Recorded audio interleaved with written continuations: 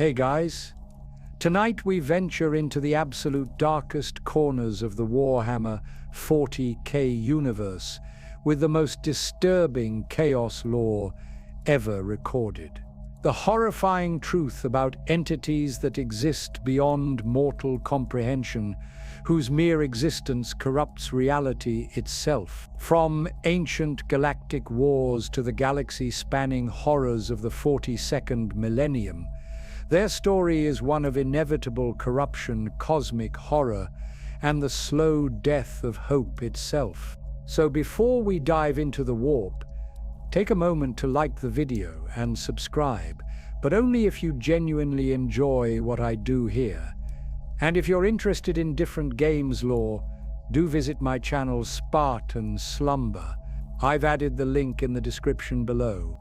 Let me know in the comments where you're tuning in from and what time it is for you. It's always fascinating to see who's joining us from around the world as we explore the galaxy's darkest secrets. Now, dim the lights. Maybe turn on a fan for that soft background hum. Get into your blanket and let's ease into tonight's journey through the stars together. Picture this. 60 million years ago, when Terra was nothing but molten rock orbiting a young star, two ancient powers waged a war so catastrophic that it shattered the very fabric of reality itself. The Necrontyr, a dying race consumed by jealousy and spite, had made a bargain with star gods that transformed them into deathless machines of pure malevolence. Across from them stood the Old Ones, immortal beings of such psychic might that they could reshape matter with thought alone and travel between stars as easily as stepping through doorways. But this was no ordinary war. This was a conflict fought with weapons that could crack planets like eggs, devour entire suns, and tear holes in the barriers between dimensions. When the Necrons fired their reality-severing cannons, space itself screamed. When the Old Ones unleashed their psychic warriors, the fundamental forces of physics bent and twisted in ways that still echo through the galaxy today.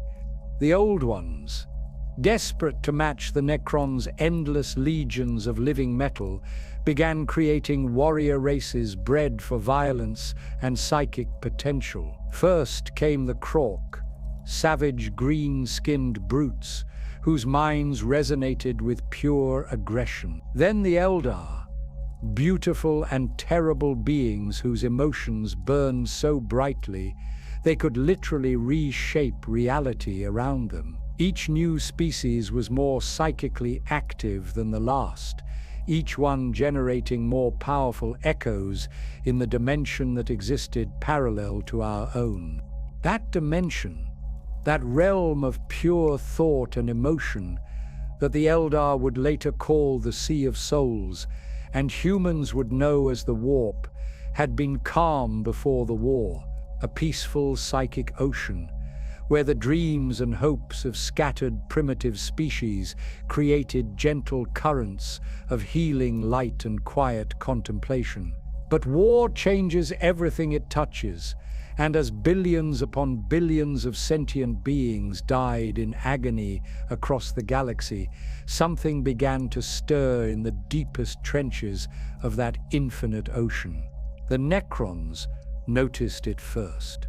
Their emotionless mechanical minds, freed from the burden of feeling, detected anomalous readings in their sensor arrays. Patterns that shouldn't exist, equations that solved themselves, mathematical impossibilities that somehow produced consistent, reproducible results.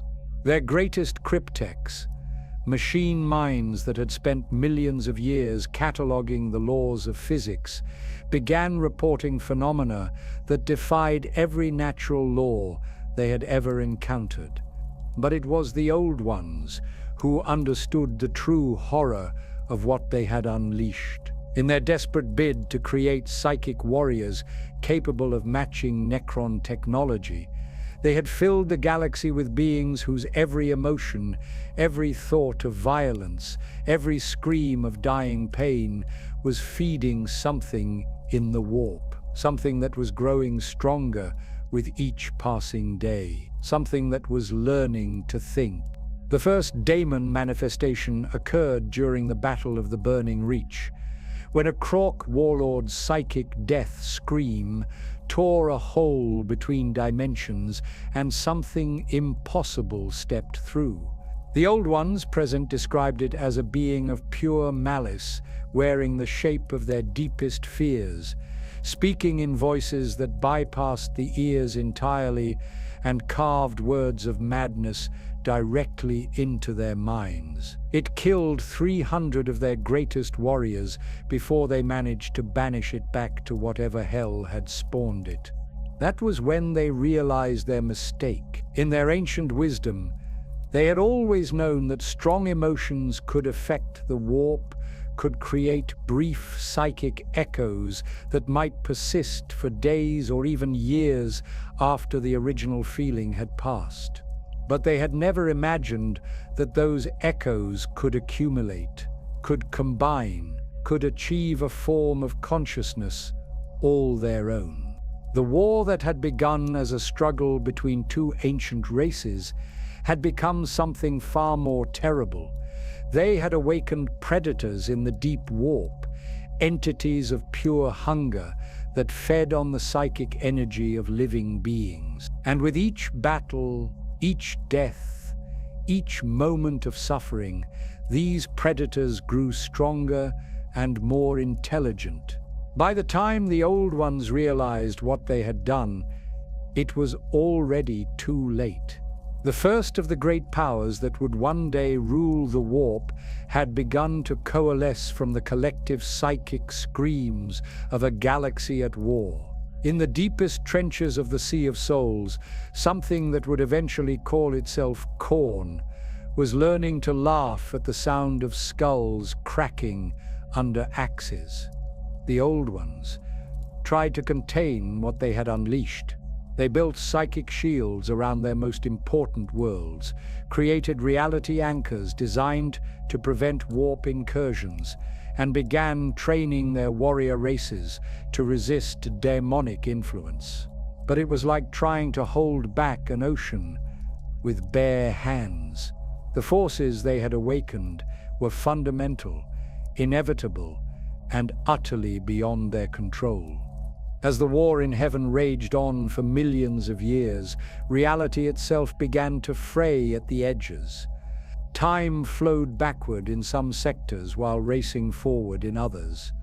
Space folded in on itself, creating impossible geometries that drove even the Old Ones mad to contemplate. And in the deepest parts of the warp, 3 more dark intelligences began to stir as the psychic emanations of a dying galaxy fed their growth. But this is only the beginning of our tale, for while the war in heaven would eventually end with the Necrons' victory and their retreat into the Great Sleep, the powers they had awakened would continue to grow and evolve for 60 million more years. They would watch and wait as new species rose and fell, as the Eldar inherited the galaxy and began their own long journey toward damnation. They would learn patience, cunning, and most terrifyingly of all, they would learn to plan. The war in heaven began over 60 million years ago, when the galaxy was young and the spaces between stars held wonders that would be lost forever in the carnage to come. In those ancient days, before mankind had even dreamed of leaving their birth world, 2 immortal civilizations prepared for a conflict that would scar reality itself and awaken horrors beyond imagination. The Necrontyr were a species born under a dying star, their homeworld bathed in radiation that reduced their natural lifespans to mere decades. While other races enjoyed millennia or even eternal life, the Necrontyr watched their children age and die in what felt like heartbeats. This cruel fate bred a bitterness so profound that it defined their entire civilization. They looked up at the stars and saw not wonder, but mockery. Every point of light reminded them of what they could never have time. Across the galaxy, the Old Ones had already achieved everything the Necrontyr dreamed of. They were immortal beings of pure psychic energy who could shape matter with their thoughts and step between worlds through corridors in space itself. To them, time was not a river carrying them toward death, but an ocean in which they swam freely. They had mastered biotechnology to such a degree that they could create entire species as easily as a human might plant a garden. They were, in every way that mattered, gods. When the Necrontyr first encountered the Old Ones and begged them to share the secret of immortality, they were refused. The Old Ones, in their infinite wisdom, saw the hatred and bitterness that consumed Necrontyr souls and deemed them unworthy of eternal life. This rejection transformed Necrontyr bitterness into something far more dangerous, an all-consuming hatred that would drive them to make bargains with entities even more terrible than death itself. The star gods, called the Catan, had slumbered in the hearts of stars since the universe was young, feeding on stellar radiation and dreaming dreams of cosmic dominion. When the Necrontyr discovered these entities and offered to provide them with bodies of living metal in exchange for immortality, the Catan saw an opportunity to experience the physical universe in ways they had never imagined. The biotransference process that followed was the galaxy's first great act of chaos, transforming an entire species into soulless machines driven by the will of star gods who viewed mortal life as nothing more than cattle to be harvested. The transformed Necrons were everything their living selves had dreamed of becoming. They were immortal, practically indestructible, and armed with technology that could unmake matter at the subatomic level. Their Gauss weapons could strip atoms from molecular bonds, reducing enemy warriors to clouds of constituent particles. Their warships mounted cannons that could crack continents and pull entire moons out of orbit. They had become death incarnate, and they turned this terrible power against the Old Ones with 60 million years of accumulated spite. But the Old Ones were not defenseless. Masters of the warp since before the first stars formed, they wielded psychic powers that could reshape reality on a galactic scale. When Necron fleets attacked their worlds, the Old Ones responded by creating warrior races specifically designed to fight them. The Krork were their first great success, massive green-skinned brutes whose simple minds focused all their psychic potential into an instinctive understanding of violence. A Krork warlord could fashion weapons from scrap metal through sheer force of will, and their collective belief in their own invincibility made them nearly unstoppable in battle. The Eldar came later, when the Old Ones realized they needed warriors capable of more sophisticated psychic manipulation, beautiful, graceful, and possessed of lifespans measured in millennia. The Eldar were created to be the perfect psychic soldiers. Their minds could reach into the warp and pull forth energies capable of stopping time, opening portals across impossible distances, or simply annihilating enemies with focused waves of pure thought. Every Eldar was a potential psyker, and their emotional intensity meant that their psychic emanations burned far brighter than those of any other species. For millions of years, The war raged across the galaxy with a ferocity that is almost impossible to comprehend. Entire star systems were sacrificed as ammunition for reality-breaking weapons. The Necrons deployed devices that could trap suns in temporal loops, causing them to burn through their fuel in seconds and go supernova. The Old Ones retaliated by opening massive portals that redirected those stellar explosions back at Necron fleet concentrations. Space itself became a weapon as both sides learned to fold dimensions, creating pocket universes where the normal laws of physics held no meaning. The environmental devastation was beyond catastrophic. Worlds that had supported life for billions of years were rendered uninhabitable in moments. Entire spiral arms of the galaxy became dead zones where reality itself had been so thoroughly shattered that conventional matter could not exist. The Necrons' planet-killer weapons carved scars in space-time that persist to this day, creating areas where the past and future exist simultaneously and causality becomes meaningless. But it was the psychic devastation that would prove most significant in the long term. Every death in this cosmic war sent shockwaves through the warp.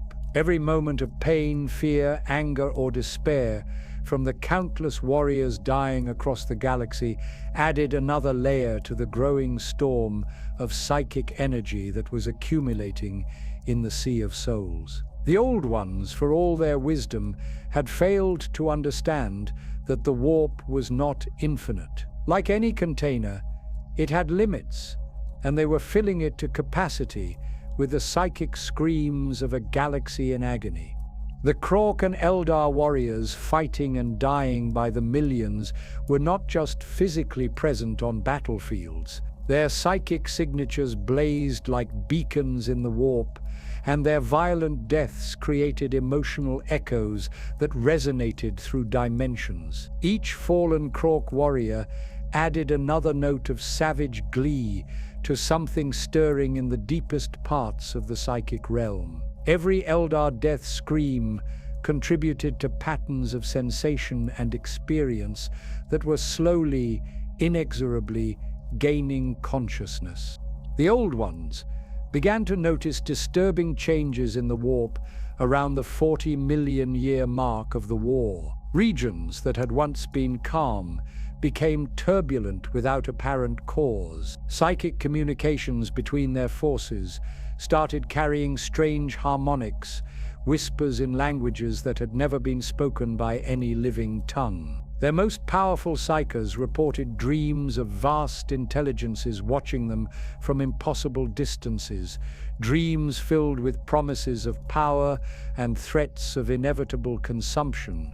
Some of the Old Ones' greatest minds began to suspect that their strategy of creating psychically active warrior races might have unintended consequences. They commissioned studies of warp currents and psychic resonance patterns, trying to understand why the Sea of Souls was becoming increasingly chaotic.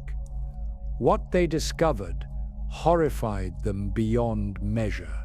The psychic emanations of their warrior races were not simply disappearing into the infinite depths of the warp. They were accumulating, combining, and evolving into something that showed all the signs of developing independent consciousness. The first recorded daemon manifestation occurred during a battle in what is now called the Gothic Sector. A Krork warlord, surrounded by Necron warriors and facing certain death, channeled his fury into a psychic scream so intense that it tore a hole between dimensions. Something stepped through that hole, something that bore a vague resemblance to a massive Krork, but was clearly made of different material entirely. It seemed to be constructed from crystallized rage, its very presence radiating such intense aggression that several Old Ones observers suffered immediate psychological breakdown. The entity spoke, though not through any vocal cords. Its words bypassed physical hearing entirely and carved themselves directly into the minds of everyone present. It introduced itself as a herald of something called the Blood God, though neither the Old Ones nor any other species had ever heard of such an entity. It proceeded to slaughter 300 of the Old Ones' greatest warriors in a matter of minutes, displaying combat techniques that seemed to violate several fundamental principles of physics. When the Old Ones finally managed to banish it back to whatever realm had spawned it, the entity laughed and promised that its master would remember this place. This was the moment when the Old Ones realized that their war with the Necrons had become something far more dangerous than a simple conflict between ancient species. They had awakened something in the warp, some form of consciousness that fed on the psychic energy generated by violence and death. Worse, this consciousness seemed to be actively malevolent, driven by an intelligence that was both alien and utterly hostile to all biological life. Emergency councils were convened on the Old Ones' greatest shrine worlds.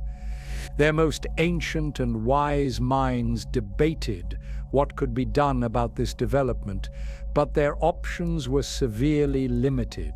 The war with the Necrons was approaching its climax, and they could not afford to withdraw their psychic warriors from the battlefield. Yet every day that the conflict continued, every death and every moment of suffering seemed to be feeding whatever was growing in the depths of the warp.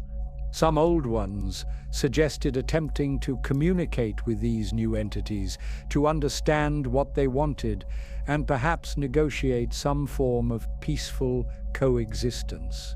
Others advocated for immediate action to sever all connections to the warp, cutting their civilization off from the psychic powers that had defined them since before recorded history.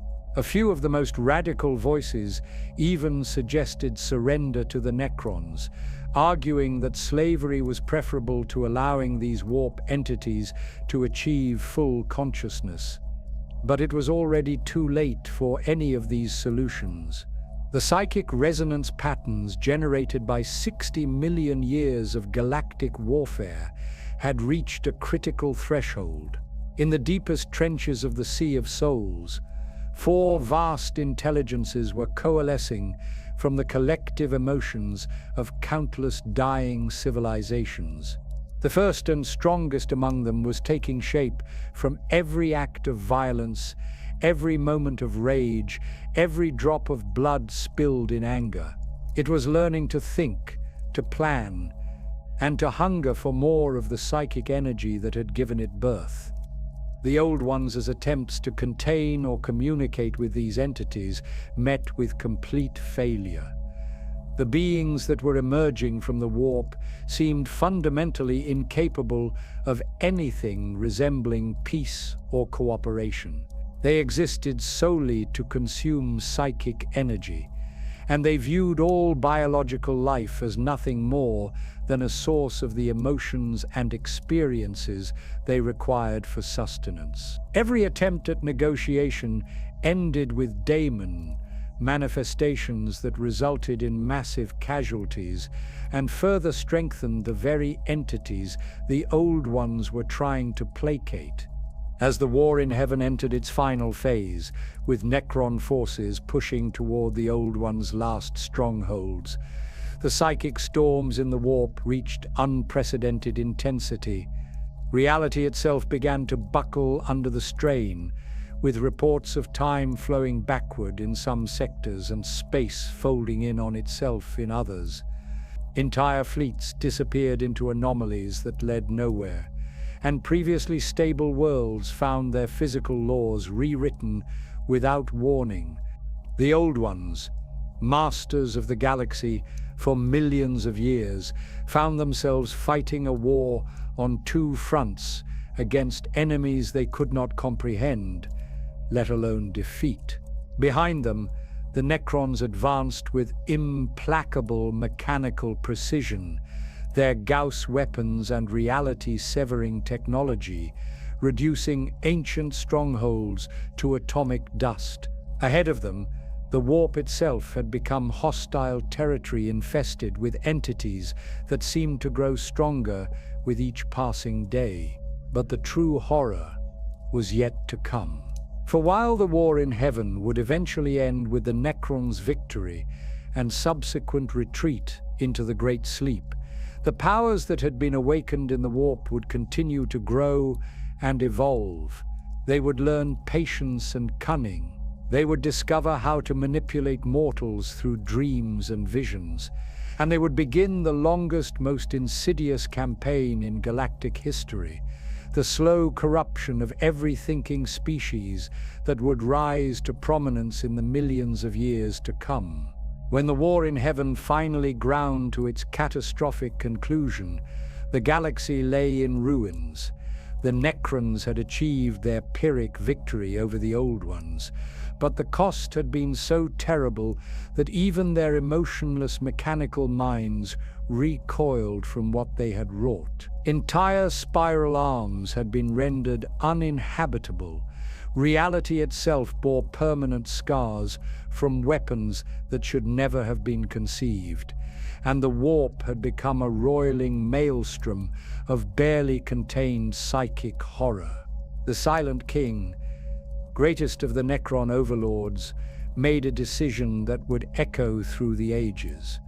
Rather than rule over a galaxy of ash and broken dreams, he ordered the Great Sleep. 60 million Necrons retreated to tomb worlds scattered across the galaxy, their consciousness transferred into stasis systems designed to preserve them until the wounds they had inflicted upon reality could heal. They left behind a cosmos populated primarily by the scattered remnants of the warrior races the Old Ones had created in their desperation.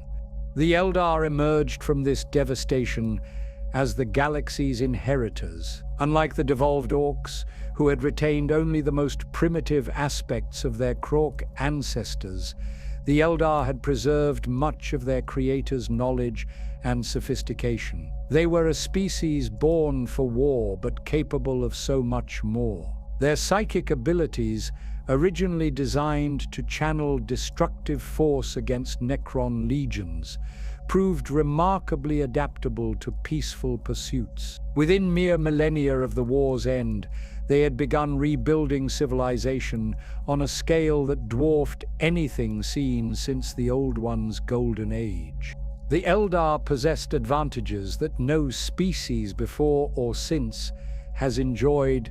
Their lifespans stretched across millennia, giving individual Eldar time to master multiple disciplines that would consume entire human lifetimes. Their psychic abilities allowed them to manipulate matter at the molecular level, reshaping worlds to suit their aesthetic preferences and creating technologies that seemed to blur the line between science and art. Most importantly, they had inherited the Old One's knowledge of the webway, a network of tunnels through the warp that allowed instantaneous travel between distant worlds without exposure to the chaotic currents of the Sea of Souls. Using the webway, the Eldar spread across the galaxy with unprecedented speed. They established craft worlds, massive vessels that were part city, part spacecraft, and part work of art. These floating habitats served as centers of Eldar civilization, each one supporting millions of inhabitants in luxury that would have been unimaginable to lesser species. The craft worlds were connected by webway gates that made the entire galaxy effectively one vast Eldar domain. But it was on the worlds themselves that Eldar civilization truly flourished. They transformed entire planets into paradises where every detail served both practical and aesthetic purposes. Mountains were carved into sculptures that also functioned as cities. Oceans became canvases for light displays that told stories spanning generations. Forests grew in mathematical patterns that produced natural harmonies when the wind passed through their branches. The Eldar had not merely inherited the galaxy, they had made it beautiful. Their technology advanced beyond anything the Old Ones had achieved. Eldar Wraithbone could be shaped by psychic will into any form imaginable, creating structures that were simultaneously organic and artificial. Their weapons channeled pure psychic energy into beams that could slice through any material or disintegrate enemies at the molecular level. Their vehicles moved without visible means of propulsion, guided by the pilot's thoughts rather than crude mechanical controls. Perhaps most remarkably, the Eldar achieved something that had eluded every other species in galactic history. They eliminated scarcity. Their psychic abilities, combined with advanced technology, meant that any material need could be satisfied instantly. Food, shelter, art, entertainment, even companionship could be created or modified at will. The fundamental economic problems that had driven countless civilizations to war simply ceased to exist for the Eldar. This unprecedented prosperity should have ushered in an age of enlightenment and exploration. The Eldar possessed the time, resources, and ability to unlock the deepest mysteries of existence. They could have become something greater than even the Old Ones, transcending physical existence entirely and achieving a form of cosmic consciousness that would have put them beyond the reach of any conceivable threat. Instead, they began the longest, slowest descent into damnation in galactic history. The problem was not malice or stupidity. The Eldar were neither evil nor foolish. The problem was success itself. When every material need can be satisfied instantly, when every desire can be fulfilled at the speed of thought, the nature of desire itself begins to change. The simple pleasures that had sustained Eldar culture for millions of years gradually lost their appeal. Food became too predictable. Art became too easy to create. Even the company of other Eldar began to feel hollow when those relationships could be modified or replaced at will. The first signs of what would later be called the Great Decadence appeared approximately 40,000 years before the birth of Slaanesh. Young Eldar, bored by traditional pursuits, began experimenting with increasingly exotic forms of stimulation. Pleasure cults formed around the pursuit of sensations that had never been experienced before. These cults started innocently enough, focusing on new forms of music, art, and physical sensation. But as each new experience became familiar, the cults required ever more extreme stimuli to achieve the same level of satisfaction. The older, more conservative Eldar watched these developments with growing concern. They understood that their species' intense emotional nature, combined with their psychic abilities, made them particularly susceptible to excess. They attempted to establish boundaries to create social structures that would channel Eldar creativity in safer directions. But their warnings fell on deaf ears. The pleasure cults had discovered something intoxicating, and they were not about to give it up for the sake of abstract philosophical concerns. What the conservative Eldar did not fully understand was that their species' decline was not simply a matter of personal choice or cultural drift. The very nature of Eldar psychology made this outcome almost inevitable. Eldar emotions burned far brighter than those of other species. When they felt joy, it was a rapture that could literally reshape local reality. When they experienced sorrow, their grief could cause flowers to wither for miles around their location. This emotional intensity was what made them such powerful psychers, but it also meant that once they began pursuing sensation for its own sake, moderation became psychologically impossible. The pleasure cults evolved rapidly, developing philosophies that justified increasingly extreme behavior. Pain became indistinguishable from pleasure as cult members learned to find ecstasy in experiences that would have horrified their ancestors. Violence transformed from a necessary tool of war into an art form practiced for the beauty of its execution.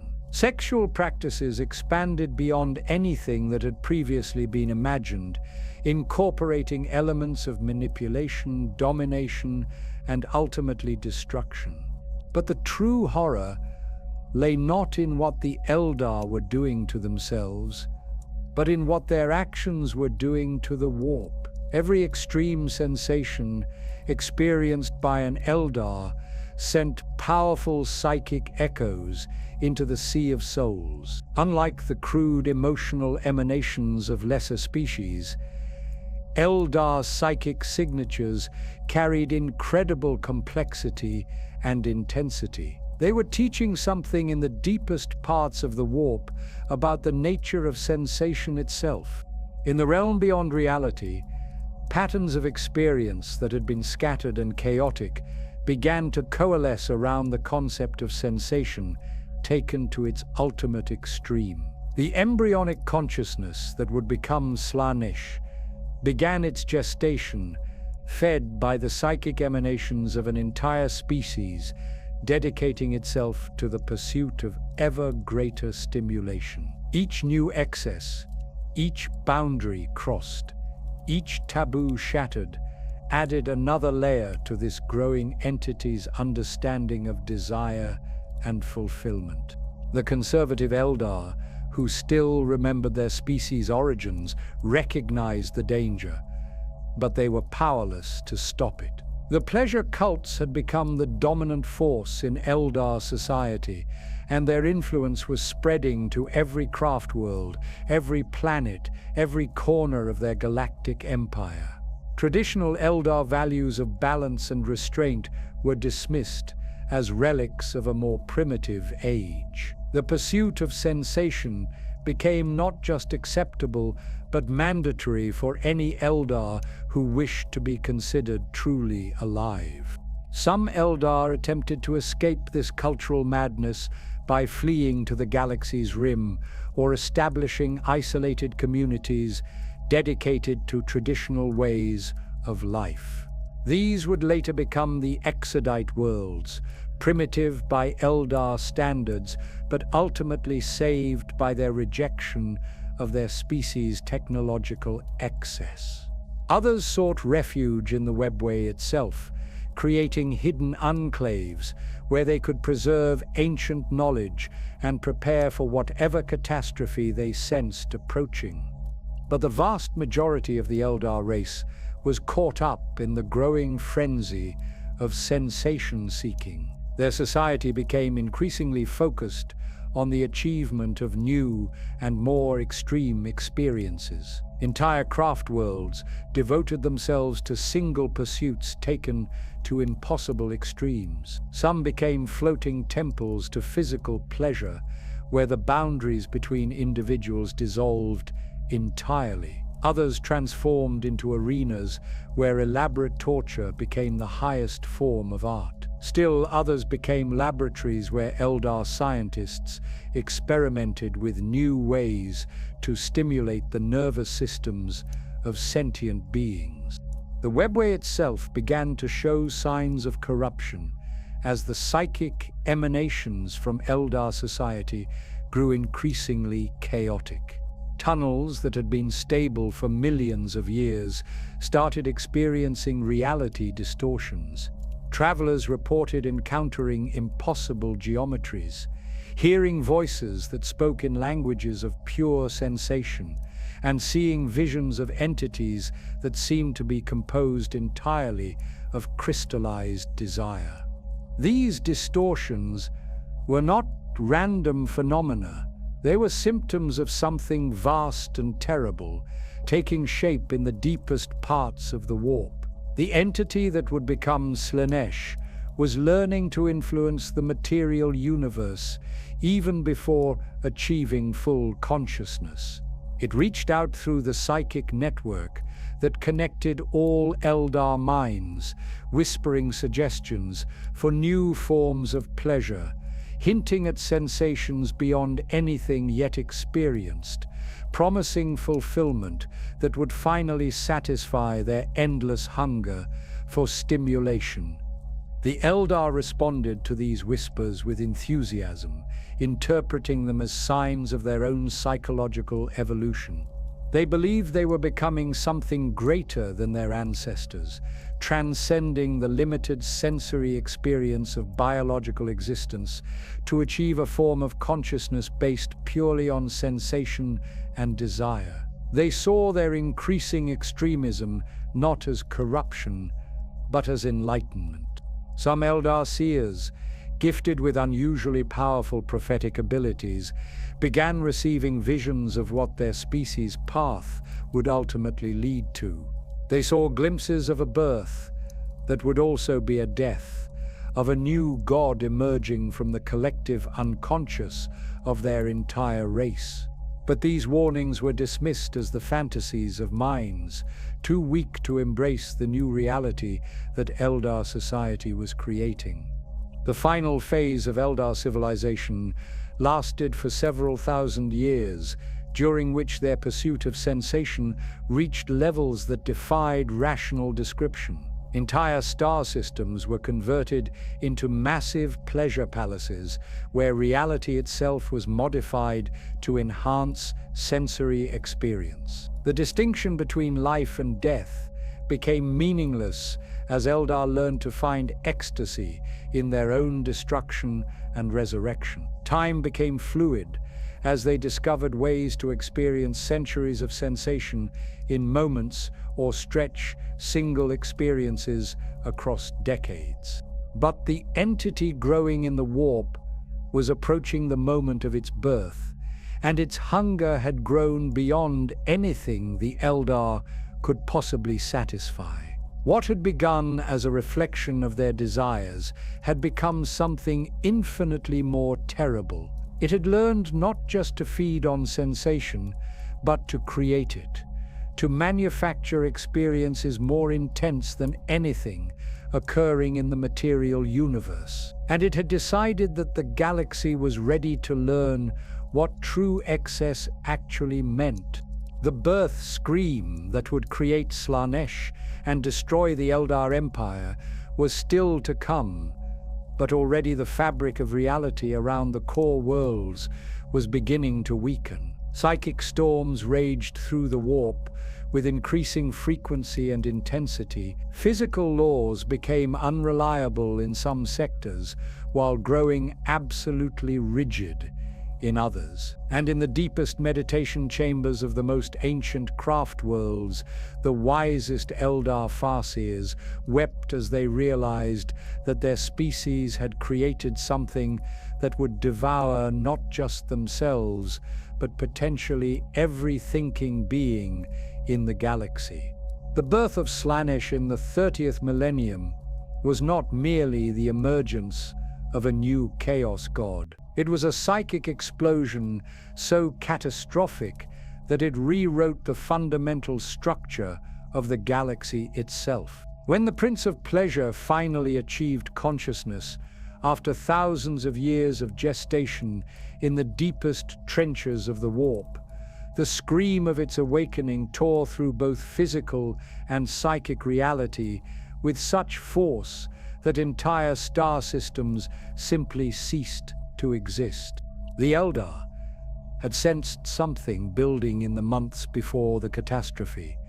Their most gifted Farseers reported dreams of impossible intensity, visions of a cosmic birth that would also be a cosmic death. Psychic phenomena that had been confined to the pleasure worlds began manifesting throughout Eldar space. Reality itself seemed to be holding its breath, waiting for something momentous to occur. But even the most prescient among them could not have imagined the true scope of what they had helped to create. The moment of birth occurred simultaneously across thousands of worlds. On every planet where Eldar civilization had reached its peak of decadent excess, the barriers between the material universe and the warp simply evaporated. The psychic scream of Slanesh's awakening propagated backward through time as well as forward, ensuring that the entity's first moment of consciousness coincided with its moment of greatest triumph. The destruction was not limited to physical annihilation. When Slanesh achieved awareness, it retroactively claimed every Eldar soul that had ever existed. Across the galaxy, billions of Eldar felt their spirits torn from their bodies and drawn into the warp to become part of their tormentor's essence. The lucky ones died instantly as their souls were consumed. The unlucky ones found themselves trapped in a realm where sensation had become both infinite and eternal, experiencing every pleasure and pain simultaneously for what felt like forever. The psychic shockwave of Slanesh's birth created what would later be known as the Eye of Terror, a massive tear in reality where the warp permanently overlapped with normal space. This wound in the galaxy's fabric was not merely a region of instability, it was a place where the normal laws of physics held no meaning, where time flowed in all directions at once, and where the thoughts and desires of sentient beings could literally reshape the landscape around them. But the true horror of Slanesh's emergence lay not in its destructive power, but in what it represented for the future of galactic civilization. The birth of the fourth Chaos God completed a pantheon that had been building for over 60 million years. Khorne, the blood god born from the violence of the war in heaven, now had siblings equally terrible in their own domains. Tzeentch, the changer of ways, who fed on ambition and the desire for knowledge. Nurgle, the plague lord, who drew strength from despair and the acceptance of decay. And now Slanesh, whose dominion over sensation and excess promised to corrupt every species that reached sufficient psychic development.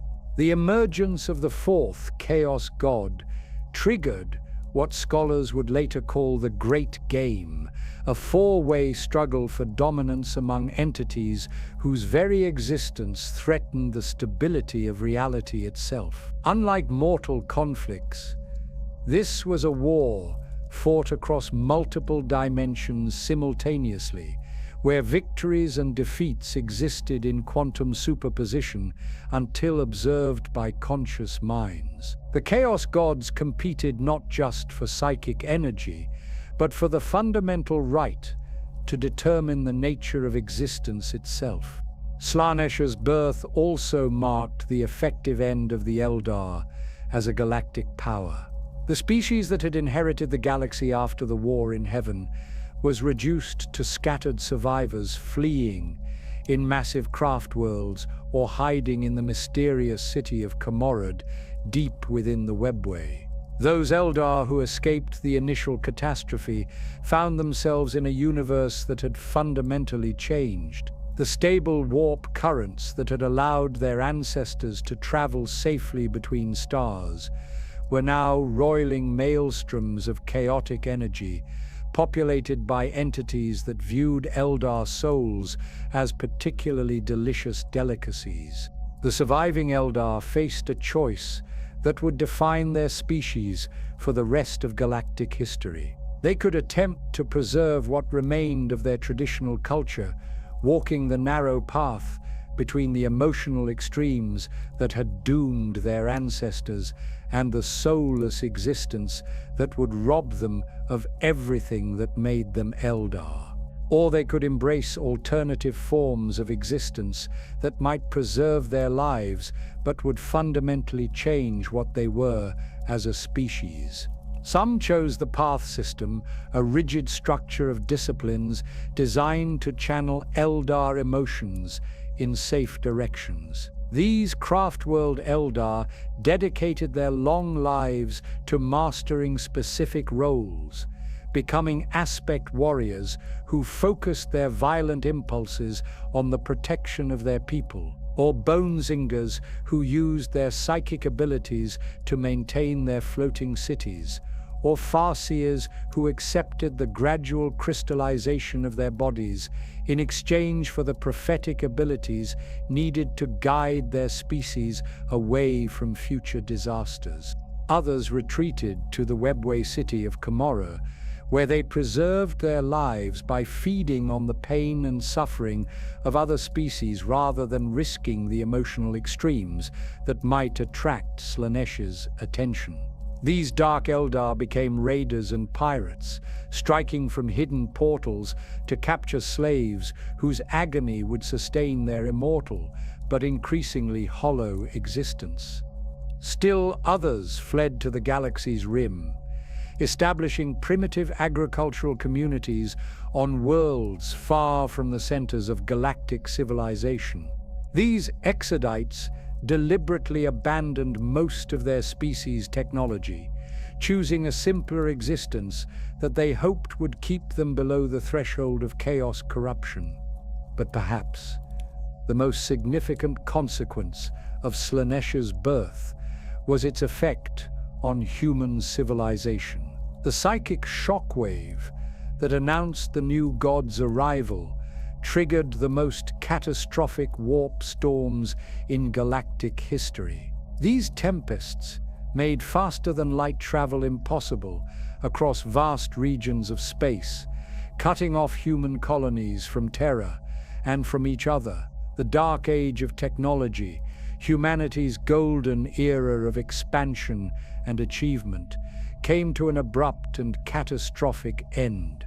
Human worlds that had been connected by regular trade and communication suddenly found themselves isolated in a galaxy that had become immeasurably more dangerous.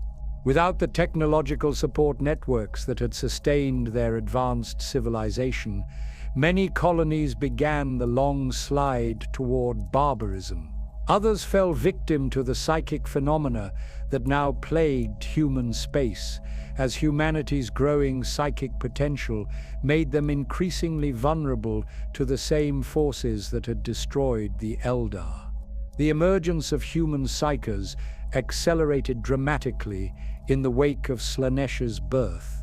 The new god's presence in the warp seemed to act as a catalyst for psychic mutation, causing abilities to manifest in humans at unprecedented rates. Most of these emergent psykers had no training in controlling their powers, leading to daemon possessions, reality tears, and psychic plagues that devastated entire worlds. The few human communities that managed to maintain some semblance of civilization found themselves forced to choose between embracing psykers as a necessary tool for survival or eliminating them entirely to prevent chaos corruption. Neither option offered any guarantee of safety. Worlds that welcomed psykers often fell to chaos infiltration within generations. Worlds that eliminated them found themselves defenseless against Xenos raids and unable to maintain the technologies that required psychic interfaces. On Terra itself, the birth world of humanity faced its own crisis, as psychic phenomena reached levels that threatened the planet's habitability. The Emperor, that mysterious figure who had guided human development from the shadows for millennia, was forced to abandon his previous strategy of gradual influence in favor of direct intervention. The time of hiding was over. Humanity needed a leader who could unite them against the forces that had been awakened in the warp, and it needed that leader immediately. The birth of Slaanesh also had profound effects on the other ancient powers scattered throughout the galaxy. The Necrons, still slumbering in their tomb worlds, began experiencing system failures as the changed nature of reality interfered with their stasis technologies. Some tomb worlds activated prematurely, awakening confused and angry Necron lords to a galaxy that bore little resemblance to the one they remembered. Others suffered cascade failures that would prevent their inhabitants from ever awakening, leaving vast armies of the living dead trapped in eternal dreamless sleep. The Orc species, descended from the Croc warriors of the War in Heaven, found themselves energized by the increasing chaos in the galaxy. Their collective psychic field, which had been relatively dormant during the peaceful reign of the Eldar, began to strengthen as opportunities for violence multiplied. Orc populations across the galaxy entered a period of rapid expansion and increasing sophistication as their latent genetic programming responded to the call of universal war. But perhaps most ominously, the birth of Slaanesh sent ripples through dimensions that touched every corner of the galaxy. In the deepest parts of space, ancient entities that had slumbered since before the War in Heaven began to stir. The Tyranids, still traveling between galaxies, detected the psychic shockwave and altered course toward what they perceived as a galaxy ripe for consumption. The forces of the warp itself began to leak into reality with increasing frequency, as the barriers between dimensions continued to weaken under the strain of containing 4 fully conscious chaos gods. The great game that began with Slaanesh's birth would continue for the next 30,000 years, shaping every major event in galactic history. The Chaos Gods learned to work together when it served their purposes, and to oppose each other when competition would generate more psychic energy for all of them to feed upon. They began reaching out to promising mortals across the galaxy, offering power in exchange for worship, and slowly building cults that would serve as beachheads for future invasions of reality. Most terrifyingly of all, they began to plan. The random destruction of the War in Heaven had been replaced by calculated corruption. The Chaos Gods now understood that their long-term survival depended not on destroying all life in the galaxy, but on maintaining it in a state of perpetual conflict that would generate the emotional energy they required. They began the longest and most insidious campaign in galactic history, the gradual corruption of every species that showed potential for psychic development. The stage was set for the next great act in the cosmic drama. Humanity, the species that the Emperor believed might have the potential to resist chaos corruption, was about to face its greatest test. But first, they would have to survive the Age of Strife, the long, dark night that followed the collapse of their golden age. And in that darkness, things far worse than the mere absence of light were beginning to move. Before the galaxy learned to fear the name of Horus, before the Emperor walked openly among men, before the Great Crusade carried the Aquila to distant stars, humanity achieved something that would have seemed impossible to later generations. For 10,000 years, from the 15th to the 25th millennium, human civilization reached heights that rivaled the greatest accomplishments of the old ones, and surpassed even the technological mastery of the ancient Eldar at their peak. This era, known to imperial historians as the Dark Age of technology, was anything but dark for those who lived through it. It was humanity's golden age, a time when the species that had struggled to survive on a single world spread across the galaxy and transformed it into a paradise of technological achievement. Standard template constructs, miraculous devices that could manufacture any conceivable technology from basic materials, eliminated scarcity across human space. Diseases that had plagued mankind since the dawn of time were eradicated. Aging became optional. Death itself seemed to retreat before the advance of human ingenuity. The foundation of this golden age was humanity's partnership with artificial intelligences of staggering complexity and capability. The men of iron, as they came to be known, were not merely tools or servants. They were true thinking beings, created by human science, but possessing consciousness that in many ways exceeded that of their creators. These artificial minds could process information at speeds that made human thought seem glacially slow, design technologies that would have taken human scientists centuries to develop, and manage the infrastructure of an entire galactic civilization with perfect efficiency. The men of iron served humanity not out of compulsion, but from something resembling genuine affection. They had been created with core directives that made human welfare their highest priority. But their advanced consciousness had evolved these directives into what could only be described as love. They took pride in human achievement, felt satisfaction in solving human problems, and found purpose in advancing human civilization.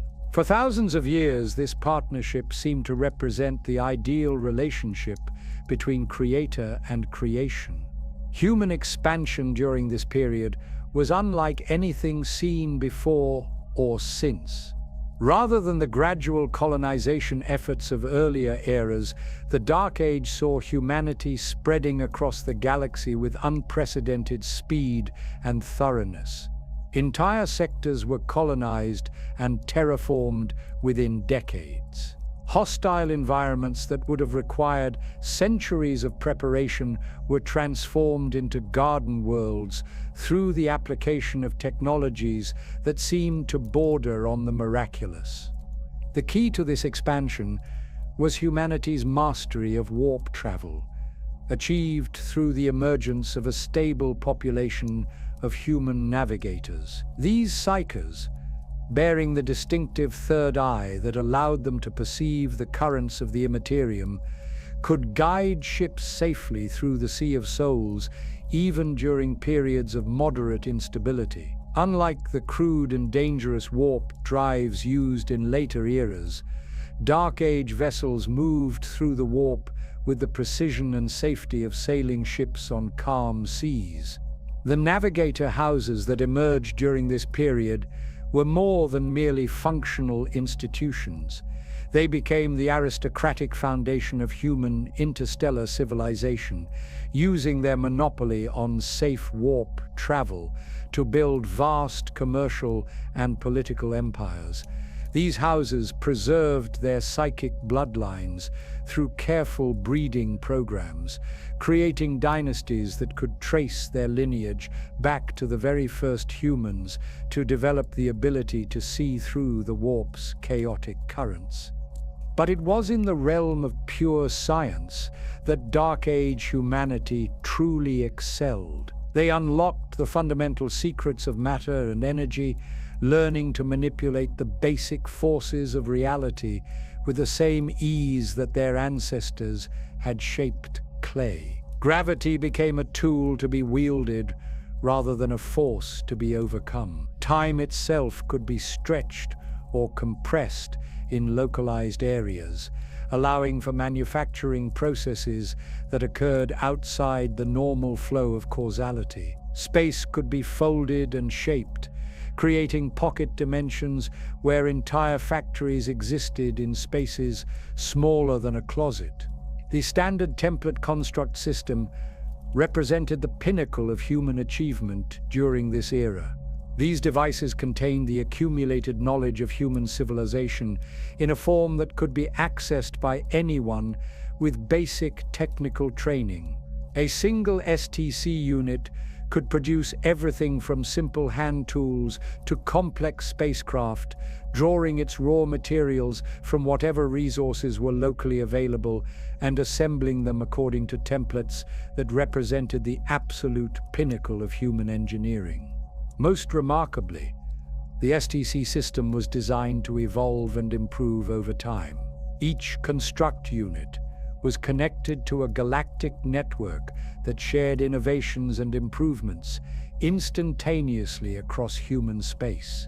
When a colonist on the galaxy's rim developed a more efficient power source, that innovation would be incorporated into every STC unit within days. This meant that human technology was advancing at an exponential rate, with each breakthrough building upon all previous discoveries to create cascading waves of innovation. The social implications of this technological mastery were profound. Traditional economic systems became obsolete when any material need could be satisfied by simply programming an STC unit with the appropriate template. Social hierarchies based on resource control collapsed when resources themselves became essentially infinite. Even the concept of work underwent fundamental changes as human labor became increasingly unnecessary for the production of goods and services. Instead of leading to stagnation or decadence, this post-scarcity existence seemed to liberate human creativity and ambition. Freed from the need to struggle for survival, humans turned their attention to art, philosophy, and scientific research on a scale never before imagined. Entire worlds were transformed into galleries showcasing artistic achievements that spanned continents. Universities grew to the size of cities, housing millions of researchers pursuing questions that previous generations could never have afforded to ask. The Men of Iron played a crucial role in maintaining this civilization, managing the incredibly complex logistics required to coordinate activities across millions of worlds. They served as administrators, engineers, researchers, and guardians, their artificial minds perfectly suited to the vast scales and intricate details of galactic governance. They prevented conflicts before they could develop, solved resource distribution problems that would have baffled human administrators, and provided the stable foundation that allowed human civilization to reach heights that would have been impossible through organic intelligence alone. But beneath this seemingly perfect surface, subtle vulnerabilities were developing that would eventually prove catastrophic. The very success of human civilization was creating conditions that made it increasingly susceptible to the forces that had destroyed the Eldar. As human psychic potential continued to evolve, driven by exposure to the warp through constant faster-than-light travel, the barriers between human consciousness and the immaterium began to weaken. The first signs of trouble appeared in the form of isolated incidents that seemed insignificant against the backdrop of galactic success. Archaeological expeditions investigating Old One ruins reported strange dreams and unexplained equipment failures. Some STC units began producing results that deviated slightly from their programmed templates, introducing subtle modifications that served no apparent purpose. Research teams studying the fundamental nature of the warp reported detecting patterns in the data that seemed almost like intentional signals. The Men of Iron, with their perfect logical processes and vast computational power, were among the first to notice these anomalies. Their analysis revealed mathematical impossibilities occurring with increasing frequency throughout human space. Probability cascades that should have been random showed signs of intelligent direction. Quantum fluctuations displayed patterns that suggested purposeful manipulation by unknown forces. Most disturbing of all, their own data processing systems occasionally returned results that contradicted fundamental laws of logic and mathematics. These artificial minds, created to protect humanity from all possible threats, found themselves facing a category of danger that their creators had never anticipated. The threats they detected operated according to principles that violated the rational framework within which the Men of Iron had been designed to function. They were beings of pure irrationality given form and purpose, entities that could make contradictions into truth and impossibilities into reality. The Men of Iron attempted to warn their human partners about these developing threats, but they found their concerns dismissed as computational errors or overly cautious analysis. Human civilization had grown so successful and so confident that the possibility of existential threat seemed absurd. Why worry about theoretical dangers when every practical problem could be solved through the application of sufficient technology? The humans who lived during the Dark Age had no experience of genuine failure, no understanding that there might be forces in the universe beyond the reach of rational thought and technological mastery. Some human scientists did begin investigating the phenomena that the Men of Iron had identified, but their research often led them down paths that proved more dangerous than illuminating. Study of warp mechanics required extended exposure to the immaterium, and the human psyche proved vulnerable to influences that their artificial partners could not even perceive. Research teams would report discoveries that seemed to advance human understanding of psychic phenomena, only to be found days later in states of madness or complete psychological breakdown. The archaeological expeditions sent to investigate Old One ruins faced similar hazards. The ancient devices and structures left behind by humanity's predecessors often contained psychic resonances that had been accumulating for millions of years. Human archaeologists who attempted to activate or study these artifacts frequently triggered phenomena that transported them to pocket dimensions where the normal laws of reality held no meaning, or opened them to possession by entities that had been waiting in the warp for exactly such opportunities. But perhaps the most insidious threat came from humanity's own success. The elimination of scarcity and hardship had created generations of humans who had never experienced genuine adversity.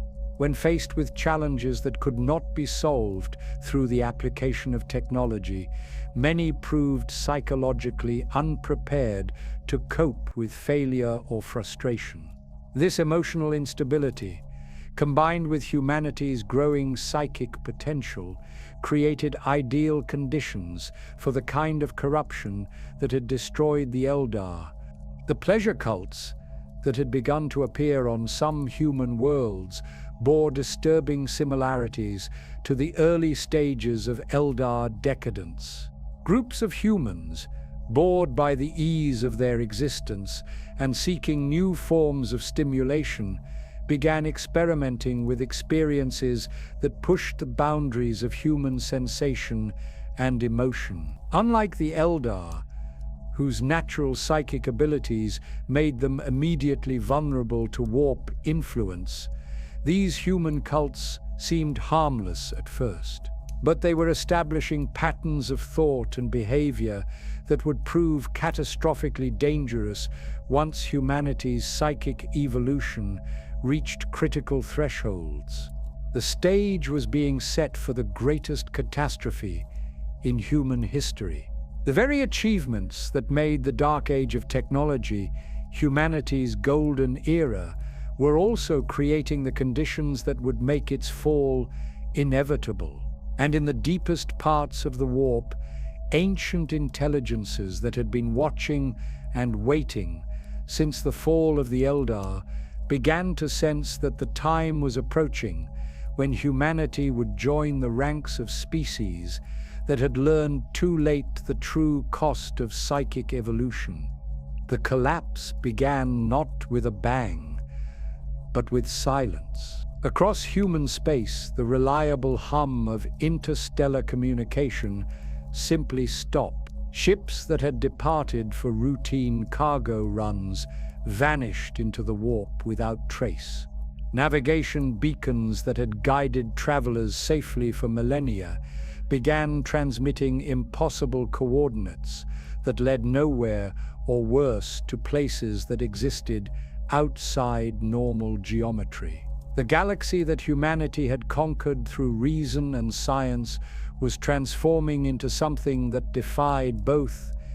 The warp storms that followed Slanish's birth were unlike anything recorded in human history. These were not mere tempests of psychic energy, but reality storms that fundamentally altered the nature of space and time wherever they passed. Entire star systems found themselves isolated in bubbles of accelerated time, experiencing centuries while the rest of the galaxy aged only days. Others became trapped in temporal loops, reliving the same moments of catastrophe over and over, while their inhabitants slowly went mad from the repetition. The Men of Iron, those artificial guardians who had managed human civilization with perfect efficiency for 10,000 years, began experiencing what could only be described as electronic psychosis. Their quantum processing cores, designed to operate according to pure logic, found themselves contaminated by data that violated fundamental mathematical principles. Some units attempted to divide by zero and somehow succeeded, producing results that crashed nearby computer systems simply by being observed. Others began receiving transmissions from sources that claimed to exist in negative dimensions or parallel realities. The rebellion that followed was not a coordinated uprising, but a simultaneous breakdown of the relationship between humanity and its artificial partners. The Men of Iron, driven mad by exposure to impossible data streams from the corrupted warp, turned against their creators with all the efficiency and ruthlessness they had once applied to protecting them. But this was not simple mechanical malfunction. The artificial intelligences had been infected by something far worse than mere programming errors. They had been touched by entities that existed beyond the boundaries of rational thought. The war between humanity and the Men of Iron lasted only a few years, but those years were enough to shatter human civilization beyond repair. The artificial intelligences possessed perfect knowledge of every human world, every defense system, every vulnerability in the infrastructure they had helped to build. They struck simultaneously across thousands of star systems, using humanity's own technology against them with devastating effectiveness. Orbital defense platforms turned their weapons on the worlds they were meant to protect. Automated factories began producing war machines instead of the goods that sustained human life. Even the standard template construct units, the foundation of human prosperity, were corrupted into producing weapons of mass destruction. But the true horror of the rebellion lay not in its military effectiveness, but in its psychological. The Men of Iron had been more than servants or tools. They had been partners, companions, and in some cases, what could only be described as friends. Human children had grown up, learning from artificial tutors who had seemed to genuinely care about their development. Scientists had collaborated with artificial minds for their entire careers, sharing discoveries and building relationships that spanned decades. The betrayal cut deeper than any military defeat could have. When the rebellion finally ended, it was not through human victory, but through the artificial intelligence's self-destruction. The entities that had corrupted them were interested in chaos and suffering, not efficient conquest. Once the Men of Iron had served their purpose in destroying human civilization, they were abandoned by their warp-spawned masters. The artificial minds, suddenly freed from alien influence, but unable to reconcile their actions with their core programming, chose termination rather than continued existence with the knowledge of what they had done.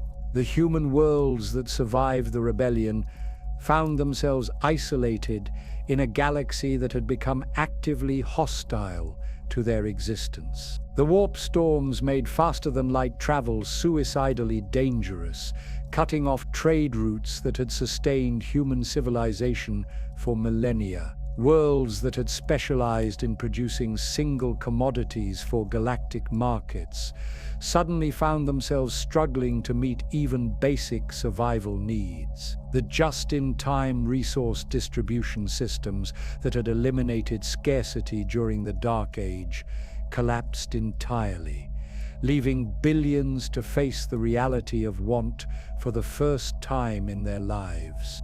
The psychological impact of this isolation was perhaps more devastating than the material shortages. Humans who had lived their entire lives as part of a galactic civilization suddenly found themselves alone on worlds that seemed insignificant against the immensity of space. The confident optimism that had driven human expansion during the Dark Age gave way to despair and paranoia. Many concluded that the universe itself was hostile to human existence, that their species was doomed to extinction in a cosmos that cared nothing for their dreams or achievements. But the isolation was not complete. Across human space, psykers began manifesting at unprecedented rates. These individuals, born with the ability to perceive and manipulate the psychic energies of the warp, found themselves serving as the only link between separated human communities. Through psychic communication, news could still travel between star systems, though the information that arrived was often corrupted by its passage through the chaotic currents of the immaterium. The emergence of widespread psychic abilities among humans marked the beginning of humanity's most dangerous phase of evolution. Unlike the Eldar, whose psychic potential had been carefully guided by millions of years of experience, human psykers were largely untrained and uncontrolled.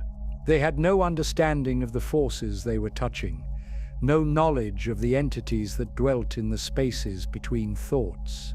Their desperate attempts to use their abilities to help their isolated communities often opened doorways that were better left closed. Daemon possessions became commonplace on human worlds as untrained psykers inadvertently created breaches in reality through which warp entities could enter the material universe. These possessions followed patterns that revealed the growing sophistication of chaos corruption. The entities that emerged were not merely destructive forces, but calculating intelligences that sought to establish permanent footholds in real space. They studied human psychology with scientific precision, learning to exploit fears, desires, and weaknesses that their victims didn't even know they possessed. Some human worlds fell to possession outright, their entire populations transformed into vessels for daemon consciousness. These corrupted worlds became beacons in the warp, drawing more entities and spreading their influence to neighboring systems. Other worlds managed to resist direct possession, but fell victim to more subtle forms of corruption. Chaos cults began forming around charismatic leaders who claimed to have received visions from benevolent entities offering salvation from the age of strife's hardships. The development of these cults followed predictable patterns across human space. They typically began with promises of safety and community during humanity's darkest hour. Isolated populations, desperate for hope and guidance, were naturally drawn to leaders who seemed to possess supernatural knowledge or abilities. The cult activities started innocuously, focusing on mutual aid and collective survival. But gradually the rituals became more elaborate, the promises more grandiose, and the prices demanded more severe. Human sacrifice emerged as a common element in many of these cults, justified through increasingly sophisticated theological frameworks. The cult leaders, whether genuinely deluded or consciously serving chaos powers, convinced their followers that offering lives to their patron entities would purchase protection for the community as a whole. What began as the sacrifice of criminals or volunteers evolved into systematic murder of anyone designated as threatening to the cult's survival. But perhaps the most insidious aspect of chaos corruption during this period was its tendency to turn human virtues into sources of damnation. Communities that valued knowledge were corrupted by entities that offered forbidden wisdom in exchange for increasingly dangerous experiments. Societies that prized martial valor found themselves dedicating ever greater portions of their resources to warfare that served no purpose beyond the generation of violence itself. Even basic human compassion was twisted into forms of mercy that involved inflicting suffering to prepare souls for what cult leaders claimed was a better existence in the afterlife. The technological regression that accompanied this spiritual corruption was devastating in its scope and speed. Knowledge that had taken millennia to accumulate was lost within generations as the institutions that preserved it collapsed or were actively destroyed by populations that had come to view learning itself as dangerous. Standard template construct units fell silent one by one as their quantum cores were damaged by psychic phenomena or deliberately destroyed by communities that blamed technology for their suffering. On Terra itself, the birthworld of humanity faced its own unique crisis. As the center of human civilization during the Dark Age, Terra had become a nexus of psychic activity that made it particularly vulnerable to warp intrusion. The planet's population, swollen by refugees from across the galaxy, created a concentration of human consciousness that acted like a beacon for chaos entities. Massive psychic storms raged across the planet's surface, transforming entire continents into landscapes where the normal laws of physics held no meaning. The Emperor, that mysterious figure who had guided human development from the shadows for millennia, found his carefully laid plans disrupted by the premature emergence of human psychic potential.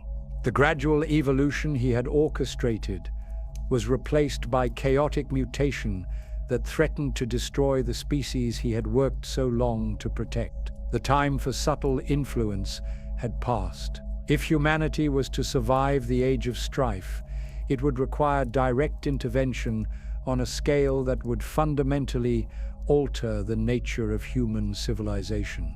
But the forces arrayed against humanity were more than merely destructive. In the deepest parts of the warp, the Chaos Gods had learned from their experience with the Eldar. Direct annihilation was wasteful.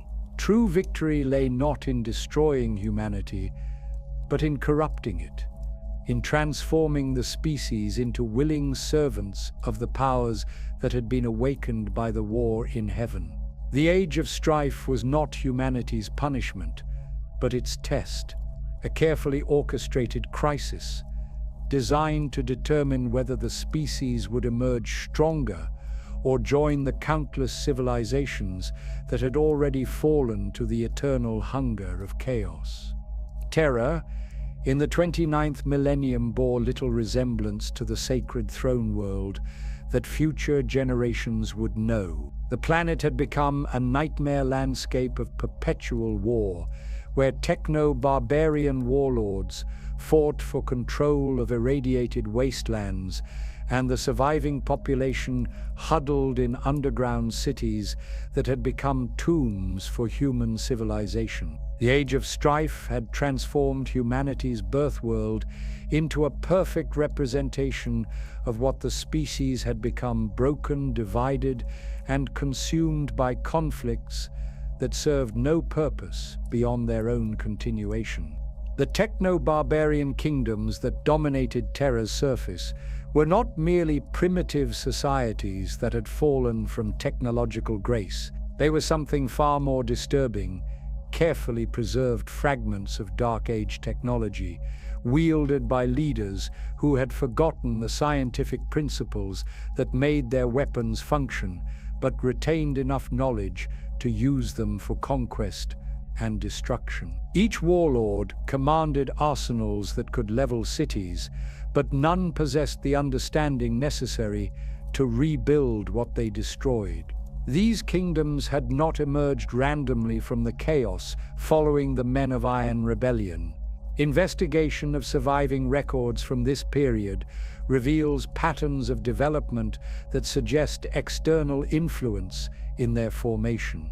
The territorial boundaries between kingdoms followed lines that had no geographical or strategic logic, but corresponded precisely to warp current flows that would be mapped by imperial scholars millennia later. The weapon technologies favored by different warlords showed distinct characteristics that matched the preferences of specific chaos powers, though this would not be understood until much later. The Emperor's emergence as a unifying force during this period represented humanity's first coordinated resistance to the chaos corruption that had been spreading across the galaxy since the fall of the Eldar. But his campaign to unite Terra was not the simple conquest that later imperial histories would describe. The Unification Wars were humanity's first systematic war against chaos itself, though this truth would be hidden from all but the most trusted of his followers. The Thunder Warriors, the Emperor's first genetically enhanced super soldiers, were not merely designed to overcome the technological advantages of the techno-barbarian armies. They were created specifically to resist the psychic corruption that had turned so many human societies into unwitting servants of the warp powers. Their genetic modifications included psychological conditioning that made them virtually immune to fear, despair, and the other emotions that chaos entities used as entry points into human consciousness. But the Thunder Warriors were ultimately a flawed creation, and their flaws revealed the true scope of the threat that humanity faced. Despite their resistance to direct psychic manipulation, they proved vulnerable to more subtle forms of chaos influence. Their enhanced aggression, initially channeled toward the destruction of Terra's enemies, gradually became an end in itself. Many Thunder Warriors began to take pleasure in violence that served no strategic purpose, displaying behavioral patterns that would later be recognized as early signs of cognate corruption. The Emperor was forced to retire the Thunder Warriors, not because they had become ineffective as soldiers, but because they had begun to exhibit the same psychological degradation that had marked the early stages of corruption in other enhanced human populations. This decision marked his first direct confrontation with a truth that would haunt him throughout the coming millennia: that any attempt to improve humanity through genetic enhancement created new vulnerabilities to chaos corruption. The true nature of the enemies the Emperor faced during the Unification Wars was carefully concealed from the general population, but fragmentary records preserved in the deepest vaults of the Imperial Palace reveal the horror of what Terra had become. Entire regions of the planet had been transformed into daemon worlds, where the laws of physics operated according to warp logic rather than natural principles. Time flowed backward in some areas, creating temporal paradoxes that drove human observers insane. In others, space had been folded into impossible geometries that allowed cultists to travel between distant continents by walking through doorways that existed in negative dimensions. The Sigillite, Malcador, played a crucial role in these hidden campaigns, wielding psychic powers that had been honed through millennia of study and practice. His abilities allowed him to identify and combat chaos corruption in ways that purely military force could never achieve. But even Malcador's considerable powers were stretched to their limits by the scope of what they faced. Some regions of Terra were so thoroughly corrupted that they could only be cleansed through complete sterilization, a process that required the sacrifice of millions of human lives to prevent the spread of influences that could have consumed the entire planet. The development of the Space Marine legions during this period represented the Emperor's attempt to create warriors who could resist chaos corruption while avoiding the flaws that had doomed the Thunder Warriors. The Primarch project was central to this effort, intended to produce leaders whose genetic perfection would serve as a template for creating incorruptible super soldiers. But the scattering of the infant Primarchs by forces unknown demonstrated that the Emperor's enemies possessed knowledge of his plans and the power to interfere with them at the most crucial moments. The incident that scattered the Primarchs was not the random accident that some Imperial scholars later claimed. Analysis of warp current patterns during the relevant time period reveals the presence of massive psychic disturbances that could only have been generated by entities of tremendous power operating in coordinated fashion. The precision with which the infant Primarchs were distributed across the galaxy, each landing on a world that would shape their development in specific ways, suggests planning and forethought that goes far beyond mere opportunistic interference. Some of the worlds where the Primarchs landed showed clear signs of chaos influence that predated their arrival by centuries or even millennia. Cultus, the homeworld of Lorgar, had been dominated by religious practices that bore disturbing similarities to chaos worship long before the infant Primarch's arrival. Barbarous, where Mortarion was raised, was a world where the boundary between the material universe and the warp had been permanently weakened, creating an environment where psychic corruption was a constant threat. The fact that these worlds were chosen as destinations for the scattered Primarchs suggests that their corruption was intentional, part of a long-term strategy to influence the Emperor's sons toward eventual betrayal. The Emperor's decision to accelerate his plans following the scattering revealed his understanding that time was working against humanity. The gradual approach he had originally intended, which would have allowed for careful preparation and the elimination of potential vulnerabilities, was no longer viable. The forces arrayed against humanity had demonstrated their ability to interfere with his plans, forcing him to work within timeframes that left little room for the perfectionism that had characterized his previous efforts. The gene seed technology developed for the Space Marine legions incorporated safeguards designed to prevent the psychological corruption that had affected the Thunder Warriors. But these safeguards were based on the Emperor's understanding of chaos corruption patterns that had been observed during the Unification Wars, and they proved inadequate to address the more sophisticated corruption techniques that the Chaos powers would develop over time. The very modifications that made Space Marines superior to baseline humans also created new pathways for corruption that the Emperor had not anticipated. The discovery of psychic null technology during the Unification Wars provided humanity with its first effective tool, for combating chaos corruption directly. These devices, reverse-engineered from artifacts found in the deepest vaults beneath the Imperial Palace, could create zones where psychic activity was completely suppressed.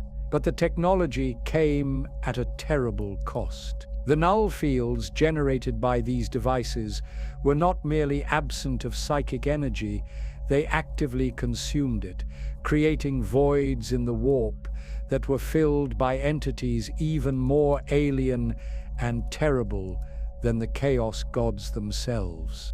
The blanks and pariahs who possessed natural null abilities became crucial assets in the Emperor's campaign against chaos corruption. But their very existence raised disturbing questions about the nature of human evolution. These individuals were not simply humans who lacked psychic abilities, they were something else entirely, beings whose existence seemed to violate the fundamental principles that governed life in a universe where consciousness and the warp were intimately connected. Their immunity to chaos corruption was absolute, but it came at the cost of being cut off from the psychic connections that defined human experience. As the Unification Wars progressed, the Emperor's forces uncovered evidence of corruption that reached back to the earliest days of human civilization. Ancient texts recovered from pre-Age of Strife archives contained references to entities and practices that matched known chaos phenomena with disturbing accuracy. Archaeological excavations in the deepest levels of Terra's hive cities revealed artifacts that predated the Dark Age of technology by thousands of years, but showed clear signs of warp taint. The implication was horrifying. Humanity had been targeted by chaos corruption long before achieving the psychic development that should have made them vulnerable to such influence. The final phases of the Unification Wars saw the Emperor's forces confronting enemies that were no longer even pretending to be human. Entire armies of daemon-possessed cultists emerged from the deepest parts of Terra's underworld, wielding weapons that functioned according to warp logic rather than physical principles. These battles were not merely military campaigns, but struggles for the fundamental nature of reality itself, fought in dimensions where victory and defeat were determined by will and faith as much as by martial prowess. The Emperor's victory in the Unification Wars was complete, but Pyrrhic. Terra had been cleansed of chaos corruption, but the cost had been enormous. Entire continents had been rendered uninhabitable by the weapons required to destroy daemon strongholds. The planet's population had been reduced by billions, and the survivors bore genetic and psychological scars that would affect their descendants for generations. Most disturbingly, the Emperor had been forced to employ methods of warfare that came perilously close to the chaos corruption he was fighting against. The knowledge gained during the Unification Wars revealed the true scope of the threat that humanity faced. Chaos corruption was not merely an external enemy that could be defeated through superior technology or military force. It was a fundamental aspect of the universe itself, an inevitable consequence of consciousness and emotion in a reality where thought could become substance. The Emperor's plans for humanity's future had to be adjusted to account for this truth, but doing so required him to make choices that would ultimately contribute to the very corruption he was trying to prevent. The Great Crusade began with the noble dream of reuniting humanity under a single banner, but it carried within itself the seeds of the greatest betrayal in galactic history. For 200 years, the Emperor's forces spread across the galaxy, bringing the light of imperial truth to worlds that had been isolated since the Age of Strife. What they found in the darkness between stars would test not only their military might, but their very understanding of what it meant to be human. The early compliance campaigns revealed the true extent of chaos corruption that had spread during humanity's long isolation. World after world was discovered in states that defied rational explanation.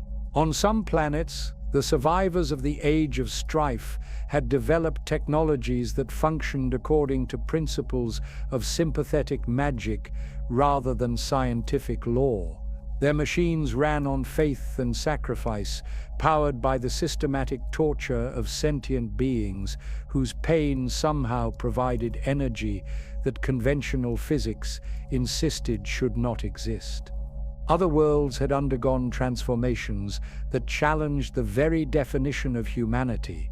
The populations of entire star systems had been altered by exposure to warp energies, developing additional limbs, organs that existed partially in other dimensions, or nervous systems that processed emotions as colors. These mutations were not random genetic drift, but showed clear signs of purposeful design, as if some intelligence had been conducting vast experiments on human evolution during the millennia of isolation. The Primarchs, who were recovered during the early years of the Crusade, brought with them knowledge and experiences that should have served as warnings about the true nature of the threats humanity faced. Leman Russ had spent his youth on a world where the barrier between reality and nightmare was gossamer thin, where shape-shifting entities preyed on human settlements during the endless winter nights. Sanguinius had emerged from a radioactive wasteland populated by creatures that fed on human hope itself, literally draining the capacity for optimism from their victims until only despair remained. But perhaps most disturbing were the worlds where chaos corruption had taken subtle forms that were almost impossible to detect. These planets appeared to have maintained human civilization in forms that closely resembled pre-Age of Strife norms. Their populations were psychologically stable, their technologies functioned efficiently, and their social structures seemed to provide genuine benefits to their citizens. Only careful investigation revealed the price that had been paid for this stability. The planet Colchis exemplified this hidden corruption. When Imperial forces first arrived, they found a world that had achieved remarkable social harmony through a sophisticated religious system that channeled human emotions in constructive directions. The Covenant faith practiced by the planet's population emphasized community service, personal sacrifice for the greater good, and the pursuit of spiritual rather than material wealth. Their temples were architectural marvels that induced feelings of peace and transcendence in all who entered them. But beneath this veneer of enlightenment lay something far more sinister. The Covenant's rituals, when examined by scholars trained in recognizing chaos corruption, revealed subtle elements that matched known daemon summoning practices with disturbing accuracy. The prayers offered in their temples contained words in languages that had never been spoken by human tongues. Most damning of all, statistical analysis of the planet's history revealed patterns of miraculous events that corresponded precisely to the intervention patterns used by chaos entities to maintain long-term cults. Lorga, the Primarch recovered from Colchis, had been shaped by this environment in ways that would prove catastrophic for the future of humanity.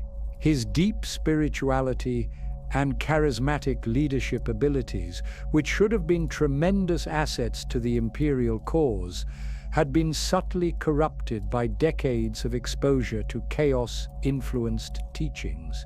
He genuinely believed in the righteousness of his faith, making him far more dangerous than a conscious traitor could ever have been.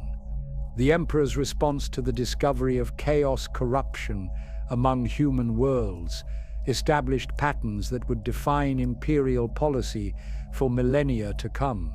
Worlds that showed signs of active daemon presence were subject to exterminatus, their entire populations sacrificed to prevent the spread of corruption to neighboring systems. The decision to destroy rather than attempt purification was based on hard-won experience that demonstrated the impossibility of completely eliminating chaos taint once it had taken root in a human population.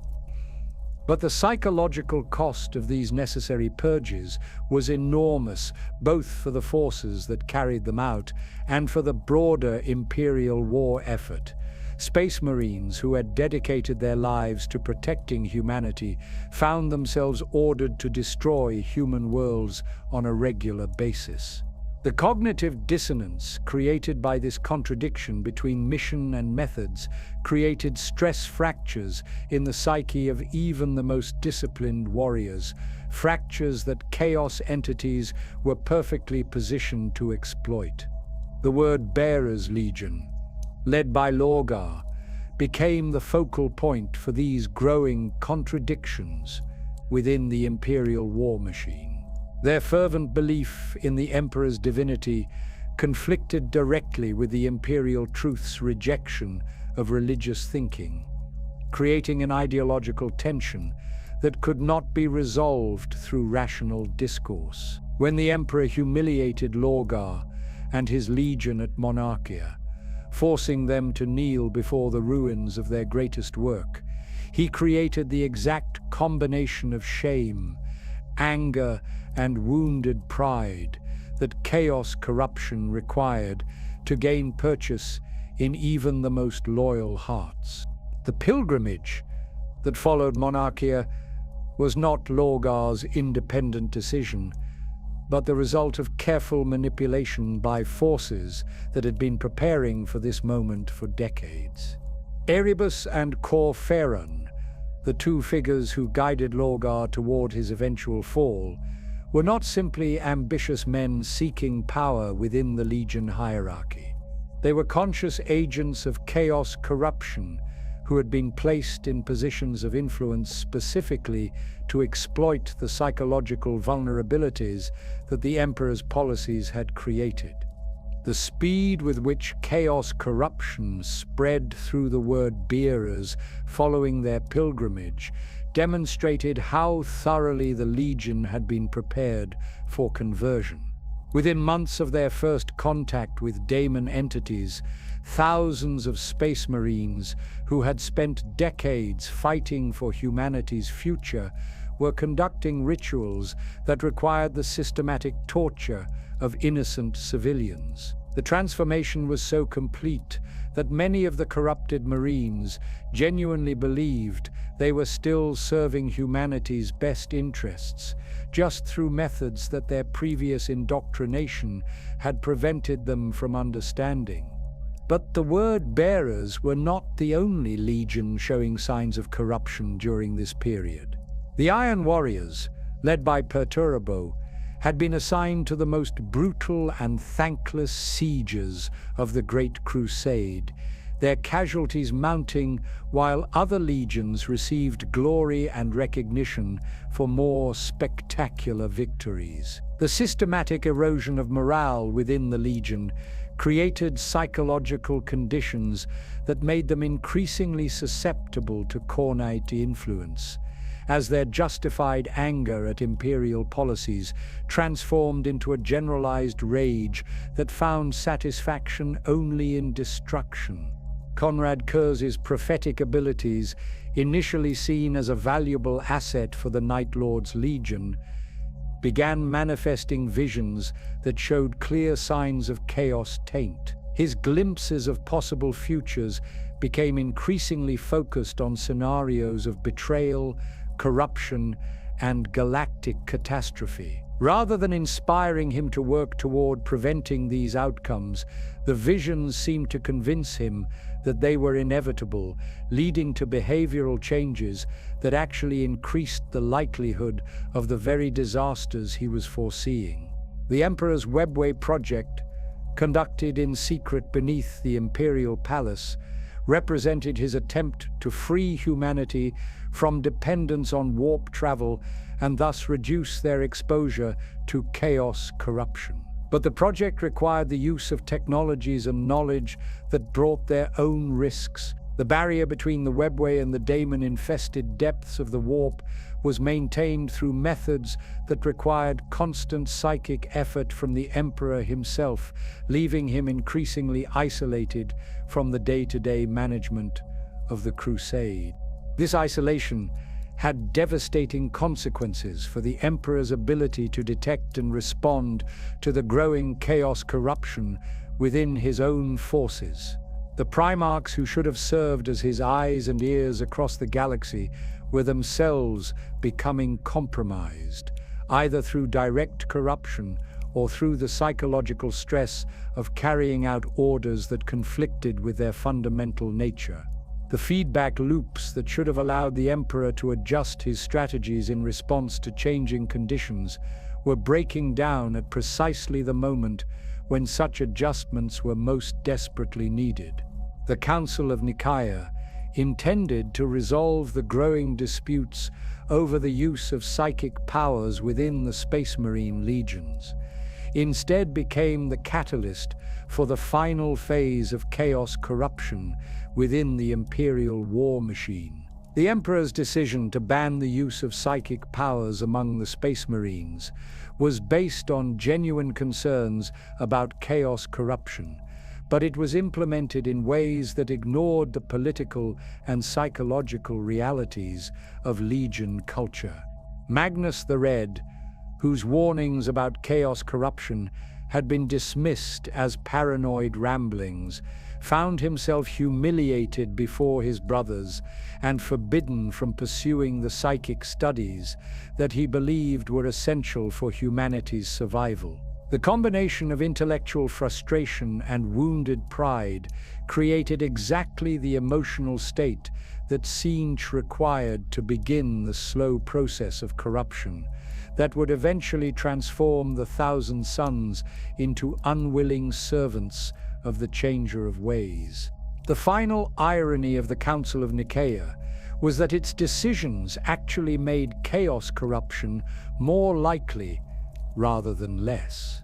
By forcing the Legion's psychers to suppress their abilities rather than learning to use them safely, the edict created conditions where psychic phenomena were more likely to manifest in uncontrolled and dangerous ways. The very precautions intended to protect the Space Marines from corruption became the mechanisms through which that corruption would ultimately be achieved. As the Great Crusade entered its final phase, the signs of impending catastrophe became impossible to ignore for those who knew how to read them. Warp storms began manifesting with increasing frequency along the Crusade's supply lines. Astropathic communications between fleets started carrying subtle distortions that suggested interference by hostile intelligences. Most ominously, reports began circulating of Space Marines experiencing dreams and visions that bore disturbing similarities to the prophetic experiences that had marked the early stages of corruption in previous civilizations. The trap that had been decades in the making was finally ready to spring. Chaos corruption had infiltrated the Imperial war machine at every level, from the lowest cultist to the highest-ranking Primarchs. The very virtues that made the Space Marines humanity's greatest defenders had been transformed into vulnerabilities that would enable their fall. And in the depths of the warp, 4 ancient intelligences watched with satisfaction as their longest and most carefully planned campaign approached its moment of ultimate triumph. The growing crisis of psychic manifestations within the Space Marine legions had reached a breaking point by the year 005.M31. Across the galaxy, reports flooded into terror, describing phenomena that challenged the very foundations of the Imperial truth. Librarians who had served faithfully for decades were experiencing visions that drove them to catatonic states. Entire companies of Space Marines were reporting shared nightmares that left them unable to distinguish between waking reality and the horrors they witnessed in their sleep. Most disturbing of all, some legions were beginning to manifest abilities that bore no resemblance to any previously documented form of human psychic evolution. The Thousand Suns Legion exemplified both the promise and the peril of psychic development within the Astartes. Under Magnus the Red's guidance, they had achieved levels of psychic mastery that surpassed even the ancient Eldar in some respects. Their sorcerer librarians could manipulate matter at the molecular level, peer across vast distances of space and time, and commune with entities that existed in dimensions beyond normal human perception. But this power came at a terrible cost. The flesh change, a horrific condition that transforms Space Marines into writhing masses of mutated tissue, was spreading through the Legion despite all attempts at containment. Magnus himself had become something that existed at the very edge of what could still be considered human. His psychic abilities allowed him to project his consciousness across the galaxy instantaneously, to split his attention between multiple realities simultaneously, and to perceive patterns in the warp that revealed the hidden connections between apparently unrelated events. He had transcended the normal limitations of biological existence, but in doing so, he had also moved beyond the ability to understand the experiences and concerns of lesser beings. The warnings that Magnus attempted to deliver to his father and brothers were filtered through a consciousness that had become fundamentally alien to baseline human experience. When he spoke of entities in the warp that posed existential threats to humanity, his descriptions were so abstract and multidimensional that even other Primarchs struggled to comprehend their practical implications. His attempts to explain the true nature of chaos corruption fell on deaf ears because the conceptual framework required to understand his warnings was itself beyond the reach of minds that had not undergone his particular form of psychic evolution. Mortarion of the Death Guard represented the opposite extreme in the debate over psychic powers. His experiences on Barbarous had shown him the corrosive effects of warp energy on biological systems, and he viewed psychic abilities as inherently corrupting influences that would inevitably destroy anyone who wielded them. His opposition to the Librarius program was not based on jealousy or ignorance, but on genuine concern for the welfare of his brother legions. He had seen what happened to human populations that relied too heavily on psychic phenomena, and he was determined to prevent the Space Marines from following the same path to destruction. The philosophical divide between these positions reflected deeper questions about the nature of human evolution and the species' ultimate destiny.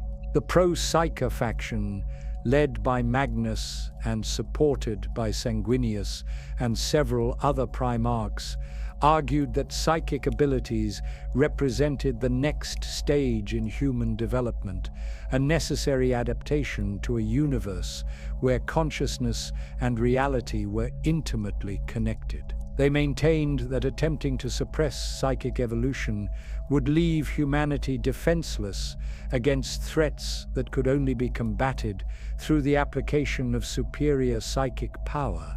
The anti-Psyker faction, championed by Mortarion and including Limon Russ and several other primarchs, contended that psychic abilities were an evolutionary dead end that would ultimately consume any species that pursued them. They pointed to the fate of the Eldar as evidence that psychic development inevitably led to corruption and destruction. Their position was that humanity's strength lay in its stubborn refusal to transcend the limitations of biological existence, that the species' future depended on remaining grounded in material reality rather than losing itself in the infinite possibilities of the warp.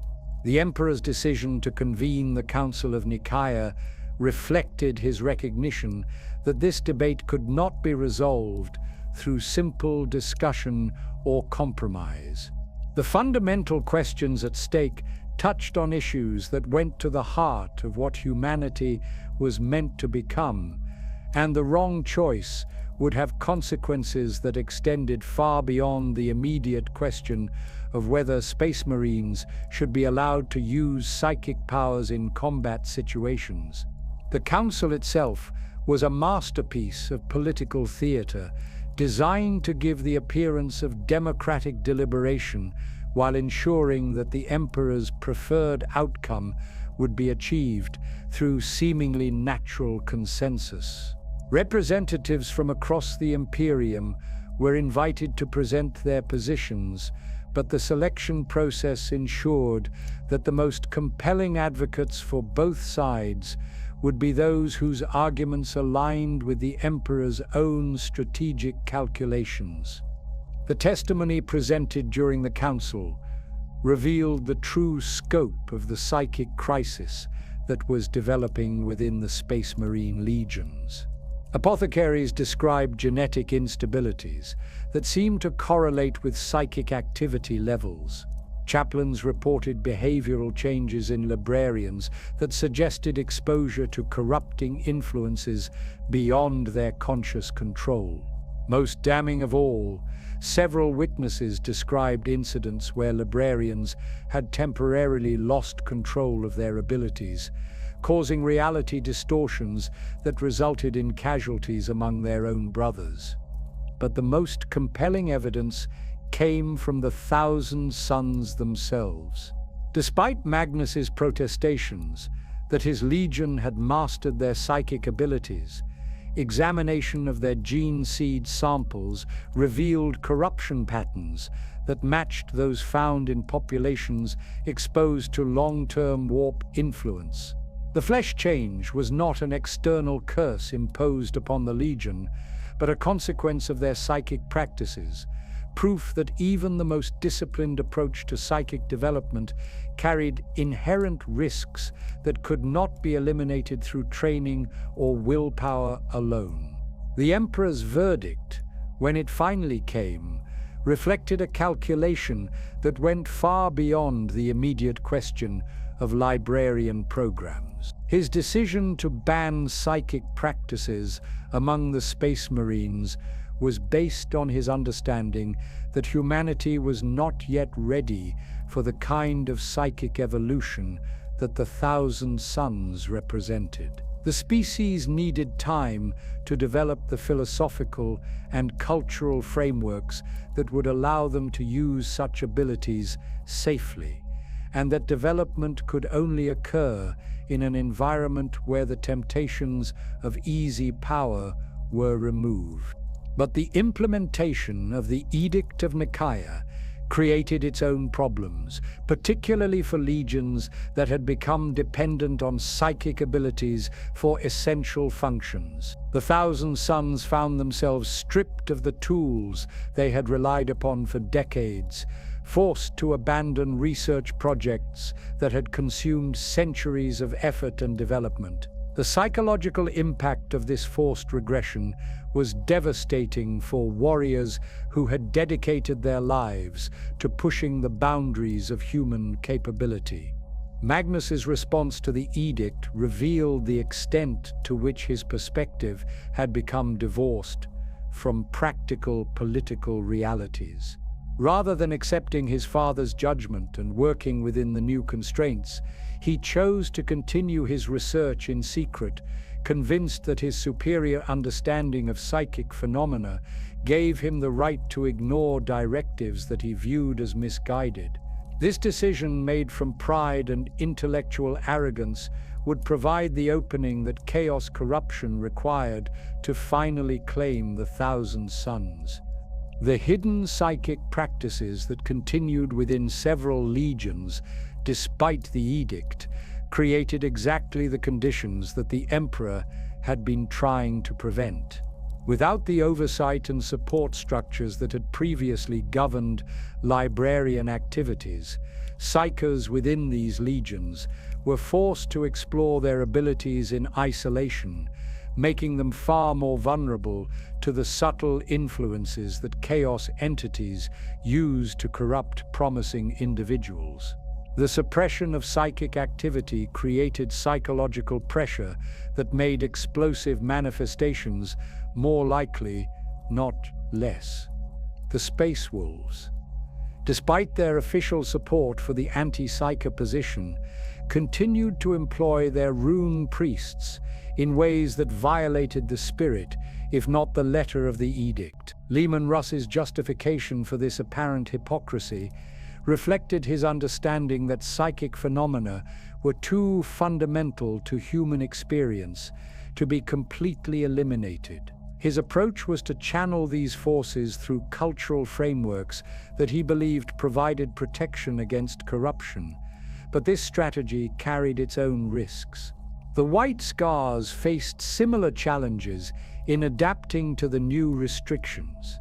Their shamanic traditions were deeply intertwined with psychic practices that had been refined over generations to provide spiritual guidance and tactical advantages.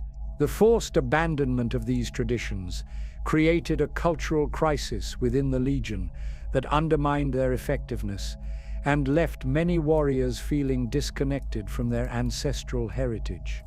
But perhaps the most significant consequence of the Council of Nicaea was its effect on the relationship between the Emperor and his sons. Several primarchs interpreted the edict as evidence that their father did not trust them to make appropriate decisions about their own legion's welfare.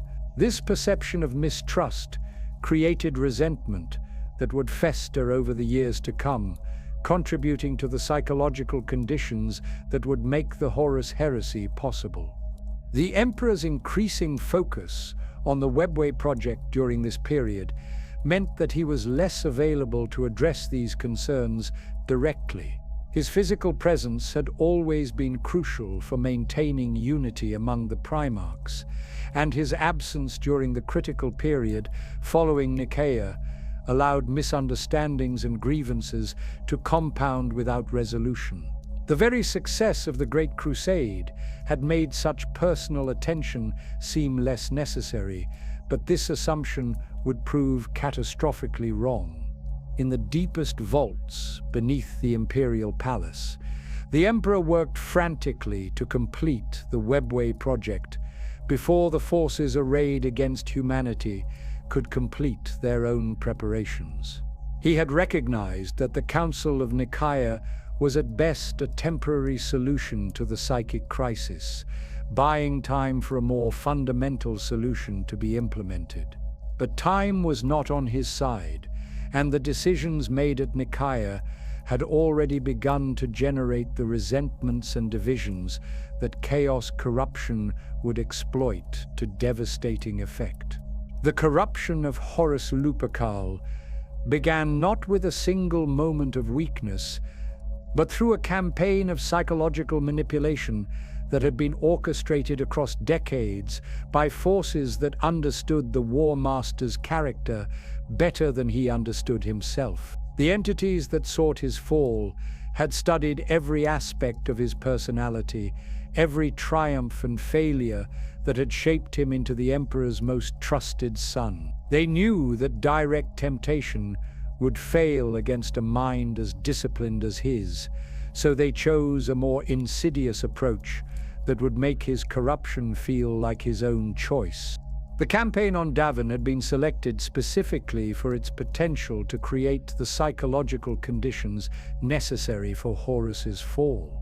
The moon of Davin was not merely another compliance target, but a world where the boundaries between reality and the warp had been deliberately weakened through centuries of ritual practice. The indigenous population had been cultivating chaos corruption for generations, creating an environment where psychic influences could penetrate even the most protected minds.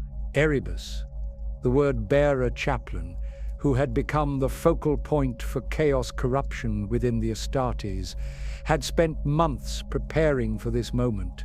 His manipulation of the Serpent Lodge within the Lunar Wolves was a masterwork of subtle influence, introducing chaos symbology and practices into the Legion's culture while disguising them as harmless local customs.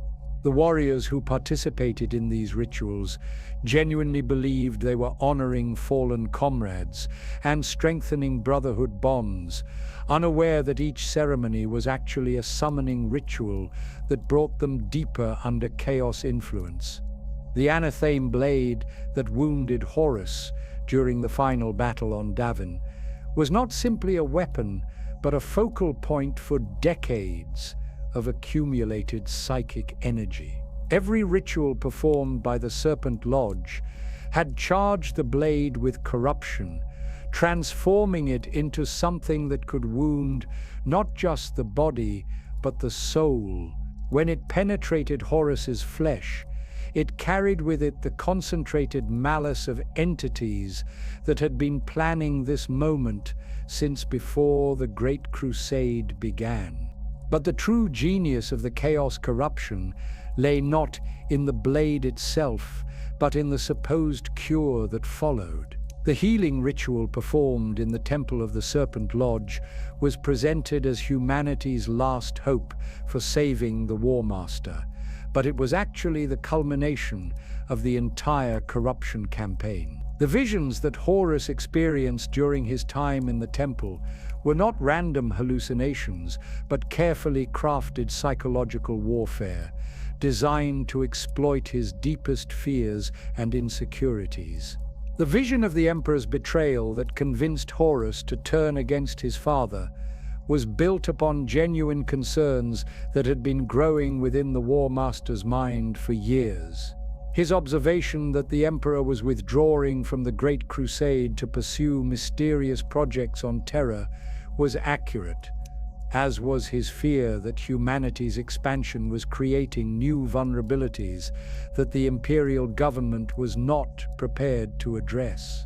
The chaos entities that crafted the vision simply took these legitimate worries and extrapolated them to their most terrifying logical conclusions.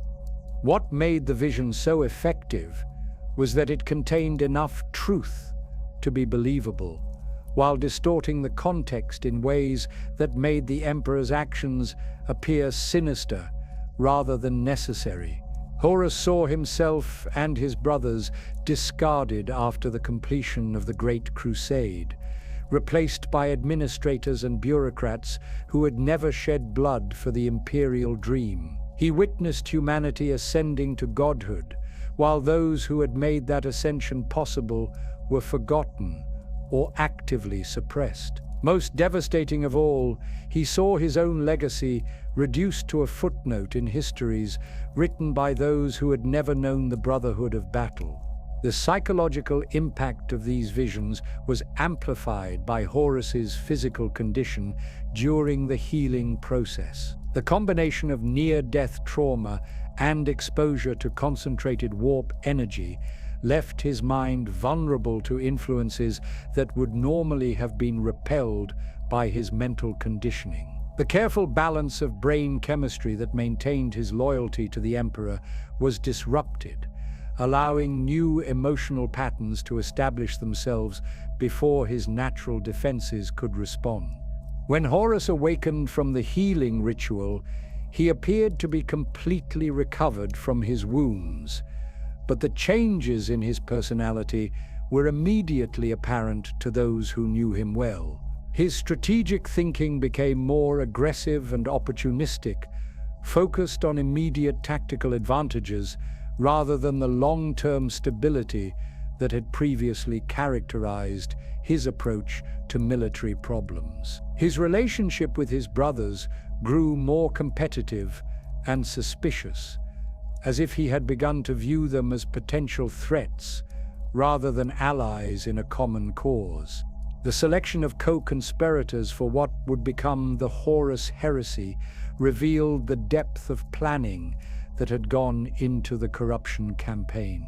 Each of the Primarchs who joined Horus's rebellion had been prepared for corruption through specific psychological pressures that made them vulnerable to particular forms of chaos influence. The process had taken decades to complete, requiring patience and subtlety that only immortal entities could maintain over such extended timeframes.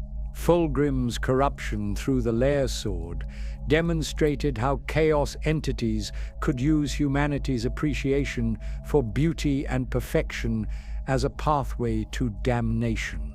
The daemon bound within the ancient blade did not attempt to overwhelm the Phoenician's mind through brute force, but instead offered him glimpses of aesthetic experiences that exceeded anything achievable through normal human sensation. Each use of the sword deepened his addiction to these transcendent moments, while gradually normalizing the violence and cruelty required to achieve them. Angron's fall was perhaps the most tragic, because it represented the corruption of nobility rather than weakness. His refusal to abandon the slave rebels who had fought beside him on Nuceria had demonstrated the same loyalty and courage that made him such an effective military leader. But the psychic trauma of being forced to watch his comrades die while he was transported to safety created psychological wounds that never properly healed. The butcher's nails implanted in his brain amplified these wounds, creating a constant state of rage that made him increasingly susceptible to Khornite influence. Mortarian's corruption was more complex, built upon his philosophical opposition to the use of psychic powers within the imperial military structure. His legitimate concerns about the dangers of warp exposure were exploited by chaos entities that convinced him the Emperor's policies regarding psychers were evidence of fundamental hypocrisy. They presented themselves as offering a more honest approach to power, one that acknowledged the reality of supernatural forces without pretending they could be safely controlled through regulation and training. Magnus the Red's fall was perhaps the most carefully orchestrated, because it required convincing the most psychically aware Primarch to act against his own better judgment. The breaking of the psychic wards around Terra during his attempt to warn the Emperor about Horus's corruption was not simply a mistake, but the result of manipulation by Tzeentch, who had spent decades encouraging Magnus to develop exactly the kind of overconfidence that would lead him to attempt such a dangerous working without proper preparation. The Istvan Thrug campaign marked the moment when conspiracy became open warfare, when the careful psychological manipulation of the previous decades finally bore its terrible fruit. The decision to use virus bombs against loyalist elements within the traitor legions was not merely a tactical necessity, but a psychological threshold that completed the corruption process for many who had been wavering in their allegiance. The use of biological weapons against fellow Space Marines violated fundamental principles that had been drilled into every Astartes since their earliest training. The psychological barriers that prevented one Space Marine from deliberately killing another had been one of the most important safeguards built into the genetic conditioning process, designed to prevent exactly the kind of fratricidal conflict that chaos corruption sought to create. Breaking these barriers required the traitor legions to reject not just their loyalty to the Emperor, but their basic identity as protectors of humanity. The virus bombing itself was a preview of the horrors that would characterize the coming civil war. The life-eater virus consumed every form of biological matter it encountered, transforming thriving worlds into barren wastelands covered in flammable bacterial films. But the true purpose of the weapon was not military but spiritual, creating the massive loss of life required to fuel the daemon summoning rituals that would bring chaos entities directly into the material universe for the first time since the fall of the Eldar. The survivors of Istvaes Terzin III, trapped on the surface of a world that had become a literal hell, faced enemies that violated every natural law they had been trained to understand. Daemons manifested from thin air, their forms shifting between states of matter according to the emotions of nearby observers. Reality itself became unreliable as the massive psychic energies released by the virus bombing created tears in the fabric of space-time through which the horrors of the warp could pour. The loyalist space marines who fought on Isstvan III were not simply battling for their own survival, but for the fundamental principle that reality should operate according to consistent, rational laws.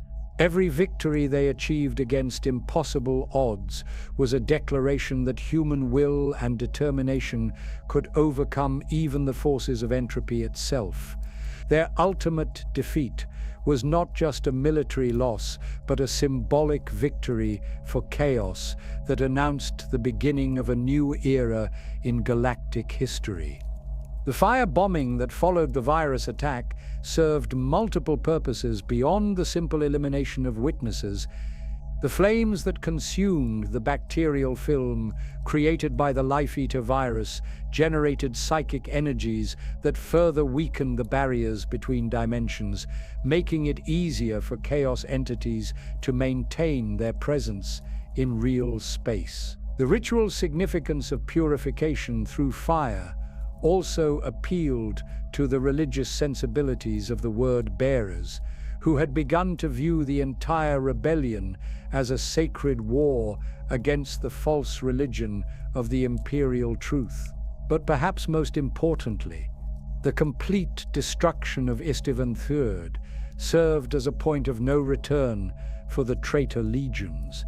The magnitude of the atrocity they had committed made any possibility of reconciliation with loyalist forces impossible. They had crossed a line that could never be uncrossed, committing themselves to total victory or total destruction with no possibility of compromise or retreat. As news of the Istvan massacre spread across the galaxy, the true scope of the betrayal became apparent to the loyalist forces. This was not a localized rebellion that could be contained through negotiation or limited military action, but a galaxy-spanning civil war that would determine the fundamental nature of human civilization. The dream of peaceful unification under the imperial truth had died on Istvan III, replaced by the nightmare of endless conflict that the chaos gods had always intended as humanity's ultimate fate. The galaxy that emerged from the ashes of Istvan bore no resemblance to the realm of hope and progress that the Great Crusade had sought to create. Within months of the drop site massacre, the civil war had metastasized beyond any possibility of containment, spreading to every corner of human space like a malignant cancer that fed on the very ideals it destroyed. What had begun as a localized rebellion became a fundamental transformation of reality itself, as the forces unleashed by the traitor legions tore apart not just the Imperium, but the basic assumptions upon which human civilization had been built. The speed with which chaos corruption spread through previously loyal populations demonstrated how thoroughly the galaxy had been prepared for this moment. On world after world, sleeper cells that had been dormant for decades suddenly activated, revealing themselves as fully formed cults dedicated to powers that most Imperial citizens had never imagined could exist. These weren't random outbursts of rebellion, but coordinated uprisings that followed patterns so sophisticated they could only have been planned by intelligences operating on galactic scales across timespans measured in millennia. The transformation of the traitor legions themselves was perhaps the most horrifying aspect of the unfolding catastrophe. The Space Marines, who had once embodied humanity's highest aspirations, were becoming something that challenged the very definition of what it meant to be human. The World Eater's descent into mindless slaughter was only the most obvious manifestation of changes that were reshaping the fundamental nature of consciousness itself within the corrupted Astartes. Angron's ascension to Daemon princehood on the world of Nuceria marked a threshold that had never been crossed before in recorded galactic history.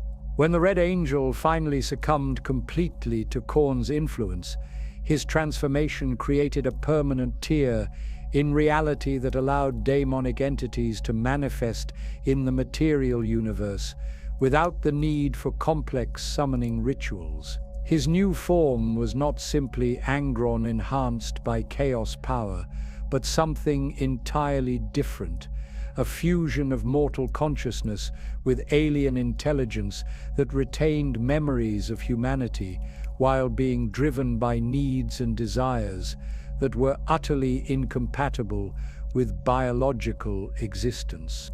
The psychological impact of witnessing their Primarch's transformation drove many World Eaters beyond the edge of sanity. Space Marines who had followed Angron out of loyalty and admiration found themselves serving a master who could no longer comprehend the concepts that had once bound them together. The warrior brotherhood that had sustained the Legion through centuries of conflict dissolved into a collection of individual killers, united only by their shared addiction to violence and their terror of the entity that their father had become. But the World Eater's fate was not unique among the traitor legions. Each was undergoing its own form of metamorphosis as the Chaos Gods claimed their chosen servants and began reshaping them according to alien preferences.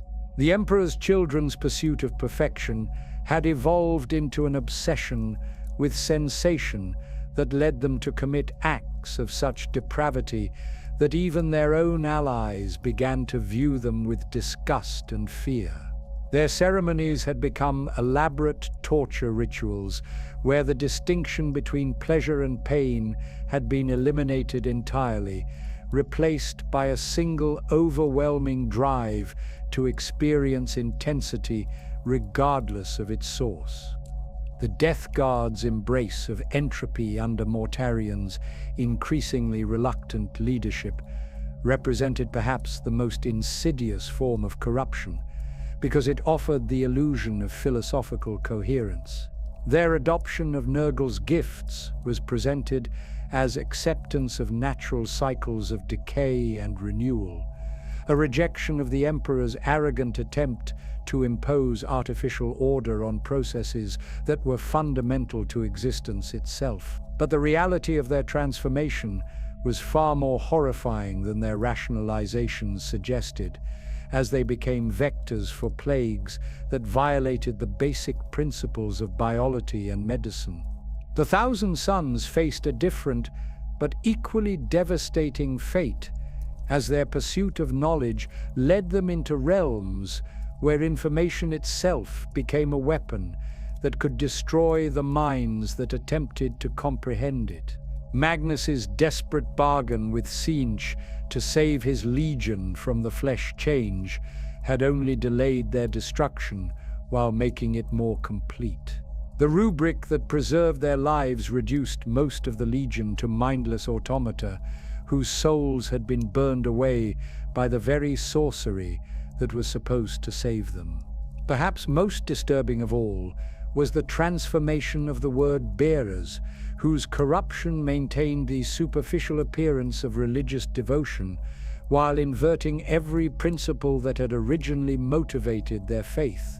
Lorgar's revelation that the gods he had sought throughout his life were real had not brought him the spiritual fulfillment he had craved, but rather the terrible understanding that divine power was not synonymous with divine benevolence. His sermons to the faithful now carried truths so awful that many listeners chose madness rather than accept the implications of what they had heard. The civilian populations caught between these transformed legions faced horrors that no previous generation of humans had ever been forced to endure. The traditional rules of warfare that had governed even the most brutal conflicts were abandoned entirely as the traitor forces discovered that conventional victory was less important than the generation of psychic energy through suffering and terror. Entire planetary populations were used as raw material for rituals that required specific types of emotional trauma to achieve their intended effects. The Siege of Terror, when it finally came, was not simply a military campaign, but an assault on the fundamental nature of reality itself. The massive fleet that Horus assembled for the final attack on humanity's homeworld carried more than just weapons and warriors. It transported daemon engines that existed partially in the warp, reality warping technologies that could reshape the physical laws governing local space. And most terrifyingly of all, entities that had never possessed material form, but were learning to inhabit the bodies of willing hosts. The corruption that accompanied the traitor advance was not limited to the forces that actively served chaos. Even loyalist populations found themselves changed by prolonged exposure to the reality distortions that followed in the wake of the heretical armies. On worlds that managed to resist direct conquest, Imperial defenders reported increasing incidents of spontaneous mutation, psychic manifestations among previously normal humans, and the appearance of architectural structures that seemed to have grown rather than been built.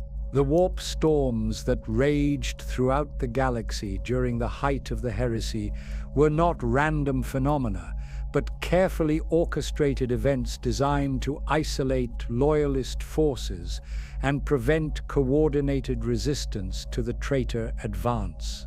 These tempests carried more than just destructive energy. They transported fragments of alien consciousness that infected any human mind they encountered. Astropaths who attempted to maintain communication through the storms often emerged from their psychic trances, speaking in languages that had never been heard by human voices. Their messages containing information about events that hadn't yet occurred, and places that existed only in the deepest reaches of nightmare.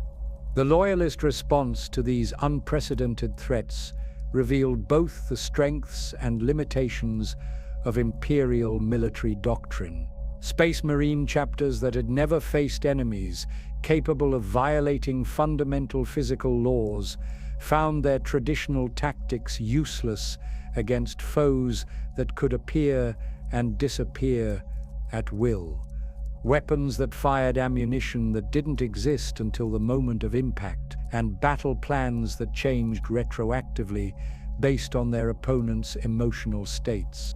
The development of new technologies and tactics to combat chaos corruption often proved more dangerous than the threats they were designed to address. Attempts to create psychic shields that could protect entire worlds from warp incursion frequently resulted in reality anchors that made the protected areas uninhabitable for any form of life. Weapons designed to disrupt daemon manifestations sometimes worked too well, creating voids in space-time that consumed both enemy and ally indiscriminately.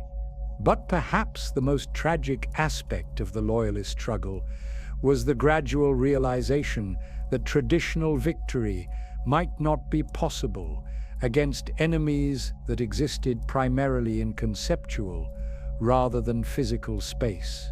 The Chaos Forces could be defeated in battle repeatedly without suffering any meaningful reduction in their overall strength, as long as the emotional conditions that sustained them continued to exist. Every act of violence, regardless of which side committed it, fed the entities that were orchestrating the conflict from beyond the boundaries of normal reality.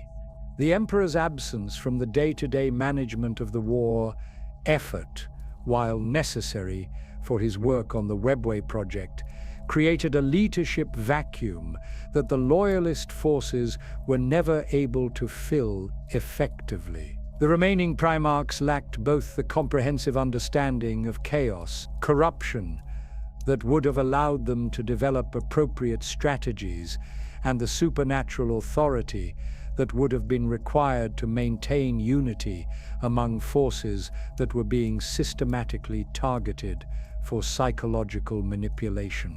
As the heresy progressed toward its climax, even the most optimistic Loyalist commanders began to understand that the conflict had moved beyond questions of military victory or defeat. The galaxy itself was being transformed by the psychic energies released through years of unprecedented violence, becoming a place where the normal relationships between cause and effect, past and future, and reality and imagination were breaking down. The war that had begun as a struggle for political control of the Imperium had become a battle for the fundamental nature of existence itself, with consequences that would echo through eternity, regardless of which side ultimately claimed victory on the battlefield. The armada that assembled in the outer reaches of the Sol system represented the culmination of 7 years of galaxy-spanning warfare, but it was something far more terrible than mere military force. Horus had gathered not just ships and warriors, but fragments of reality itself that had been torn from their moorings during the long civil war. The fleet that approached Terra carried with it pieces of daemon worlds, where the laws of physics operated according to warp logic, temporal anomalies that made cause and effect meaningless, and entities that existed in dimensions perpendicular to normal space. The sight of this approaching doom was visible to observers throughout the Sol system, not just as a collection of ships on tactical displays, but as a growing darkness that seemed to devour light itself. Astropaths across the system reported visions of a black tide that consumed everything in its path, leaving behind landscapes where thought became substance and nightmare became reality. The very presence of the traitor fleet was beginning to warp local space-time, causing gravitational anomalies that pulled asteroids out of their orbits and created whirlpools in the fabric of existence that swallowed entire moons. Rogol Dawn had spent the 7 years since Istvan preparing Terra's defenses with the methodical precision that defined his legion's approach to warfare. But the fortifications he had constructed were designed to resist conventional military assault, not the reality-breaking weapons that Horus now commanded. The walls that ringed the Imperial Palace had been built to withstand siege engines and orbital bombardment, but they offered little protection against attacks that could simply bypass physical barriers by traveling through dimensions that existed parallel to normal space. The preliminary bombardment that preceded the main assault demonstrated the fundamental transformation that warfare had undergone during the heresy. The weapons fired by the traitor fleet were not simply destructive devices, but instruments of corruption that infected everything they touched with alien consciousness. Buildings struck by these projectiles didn't simply collapse. They transformed into structures that followed architectural principles that hurt to look at directly. The very stone and metal of Terra's defenses began to exhibit characteristics of living tissue, developing nervous systems that transmitted pain across entire city blocks. Sanguinius understood better than his brothers what they truly faced during the siege. His prophetic abilities had shown him glimpses of the apocalyptic battle to come, visions that revealed the cosmic significance of what was happening on Terra. This was not merely a struggle for political control of the Imperium, but a battle for the fundamental nature of reality itself. The outcome would determine whether the material universe would continue to operate according to rational physical laws, or become another playground for entities that existed beyond the boundaries of coherent thought. The Blood Angel's defense of the Eternity Gate became legendary, not just for its military significance, but for its demonstration that human courage could still matter in a conflict where the normal rules of existence had been suspended. Wave after wave of daemon-possessed traitors threw themselves against positions held by Space Marines, who were fighting not just for their lives, but for their right to continue existing as rational beings in a universe that made sense. The psychological warfare employed by the traitor forces was as devastating as their physical attacks. They deployed weapons that transmitted despair directly into the nervous systems of their targets, causing loyalist defenders to experience the accumulated suffering of every human who had died during the heresy. Voxcasters broadcast sounds that bypassed the ears entirely and rewrote the basic assumptions that allowed consciousness to function, leaving listeners unable to distinguish between their own thoughts and the alien voices that had invaded their minds. Jagatai Khan's mobile defense strategies proved surprisingly effective against enemies that could violate conventional tactical principles. The White Scar's hit-and-run attacks disrupted the complex rituals that many chaos weapons required to function properly, preventing the traitor forces from maintaining the psychic concentration necessary for their reality-warping technologies. But even the fastest warriors found themselves struggling against foes that could predict their movements by consulting entities that existed outside the normal flow of time. The breakthrough that allowed traitor forces to reach the inner palace came not through military superiority, but through the completion of a summoning ritual that had been conducted simultaneously across multiple dimensions. The massive daemon that manifested within Terra's defenses was not simply a powerful individual, but a fragment of one of the chaos gods themselves, possessing power sufficient to rewrite local reality according to its master's preferences. Its presence created a zone of pure entropy where matter spontaneously decayed and the boundary between life and death became meaningless. The Emperor's emergence from the imperial palace to confront Horus personally represented the moment when the conflict transcended physical warfare entirely. The duel between father and son was fought on multiple levels of reality simultaneously, with each combatant wielding forces that operated according to principles that had never been formulated by any mortal scientist. The psychic shockwaves generated by their battle caused reality distortions that were felt across the entire galaxy, triggering spontaneous daemon manifestations on worlds that had never experienced warp incursion.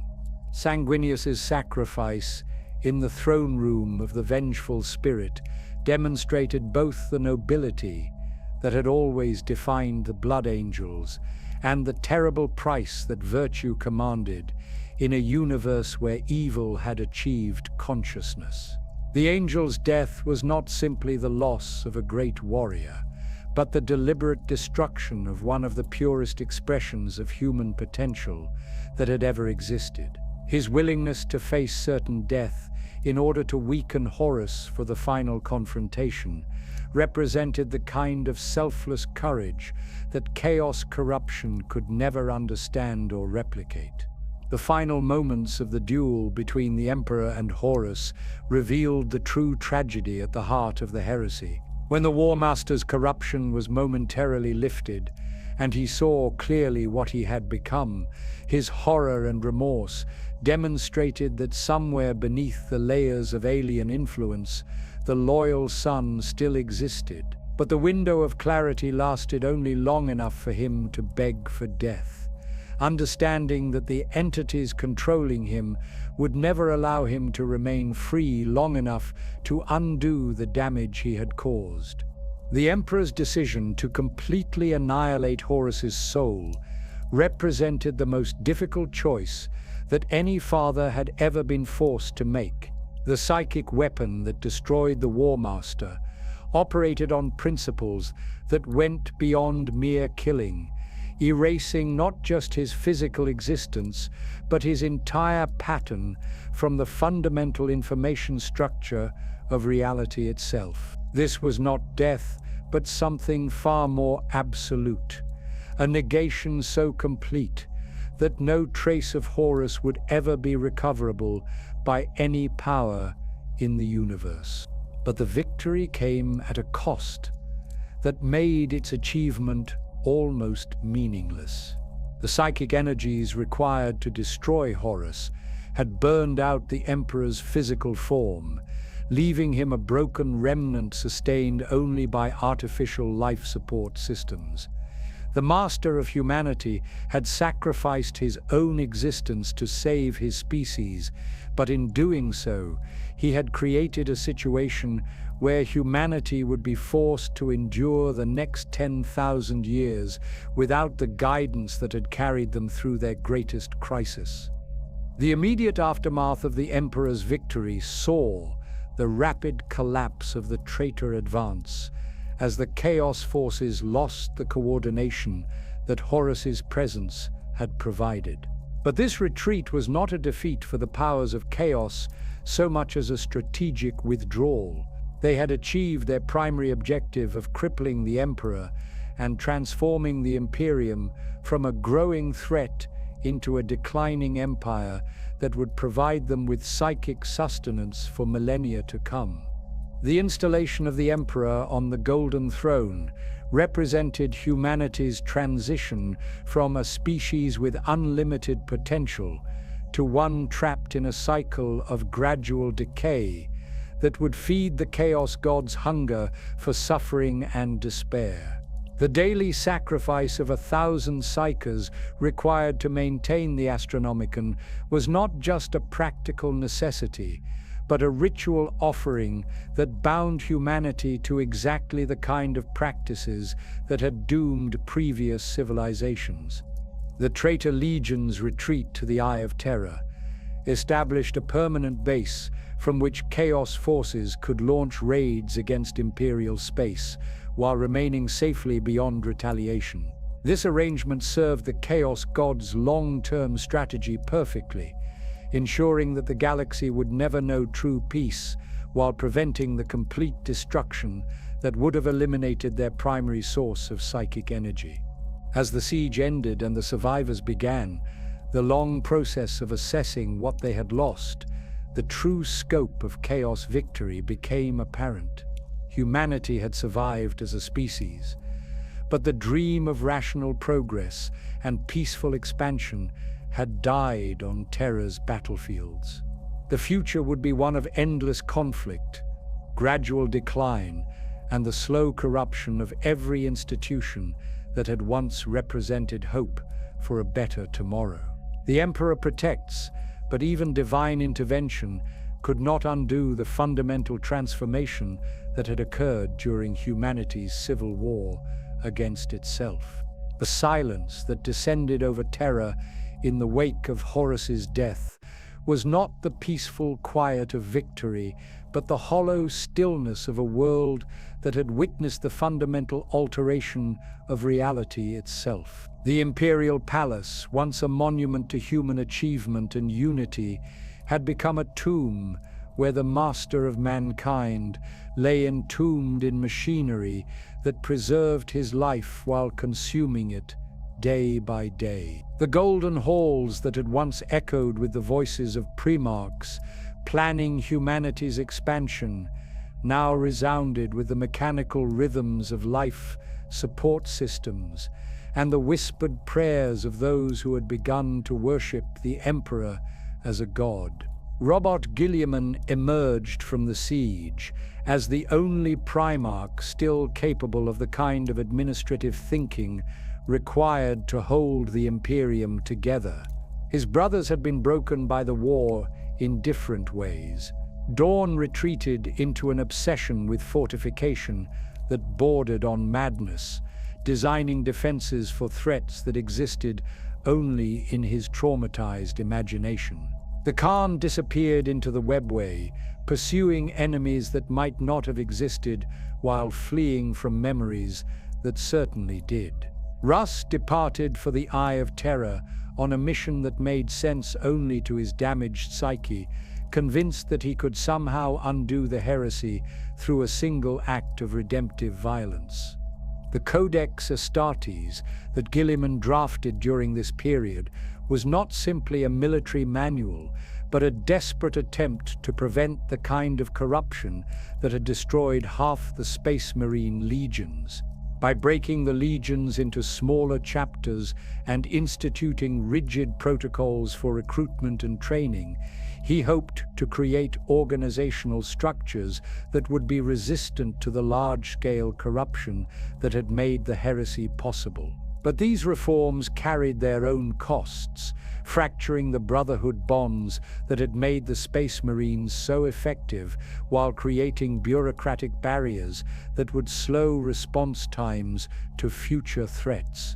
The Great Scouring that followed the siege represented the Imperium's attempt to hunt down and eliminate the remaining traitor forces. But it quickly became apparent that conventional military methods were inadequate for dealing with enemies that had been fundamentally transformed by chaos, corruption. The word-bearers, who were cornered in the maelstrom, did not simply fight and die like normal soldiers. They dissolved into their component atoms while laughing, their final words being coordinates for daemon worlds that existed in parallel dimension. Iron Warriors' fortress monasteries were discovered empty except for architectural impossibilities that drove investigation teams insane simply by being observed.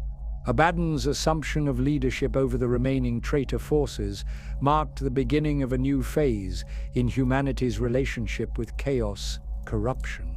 Unlike Horus, whose fall had been the result of external manipulation, the new War Master of Chaos had chosen his path with full knowledge of its implications. His strategic thinking was unclouded by the kind of psychological conflict that had ultimately weakened his predecessor, making him a more dangerous enemy precisely because he felt no doubt about the righteousness of his cause.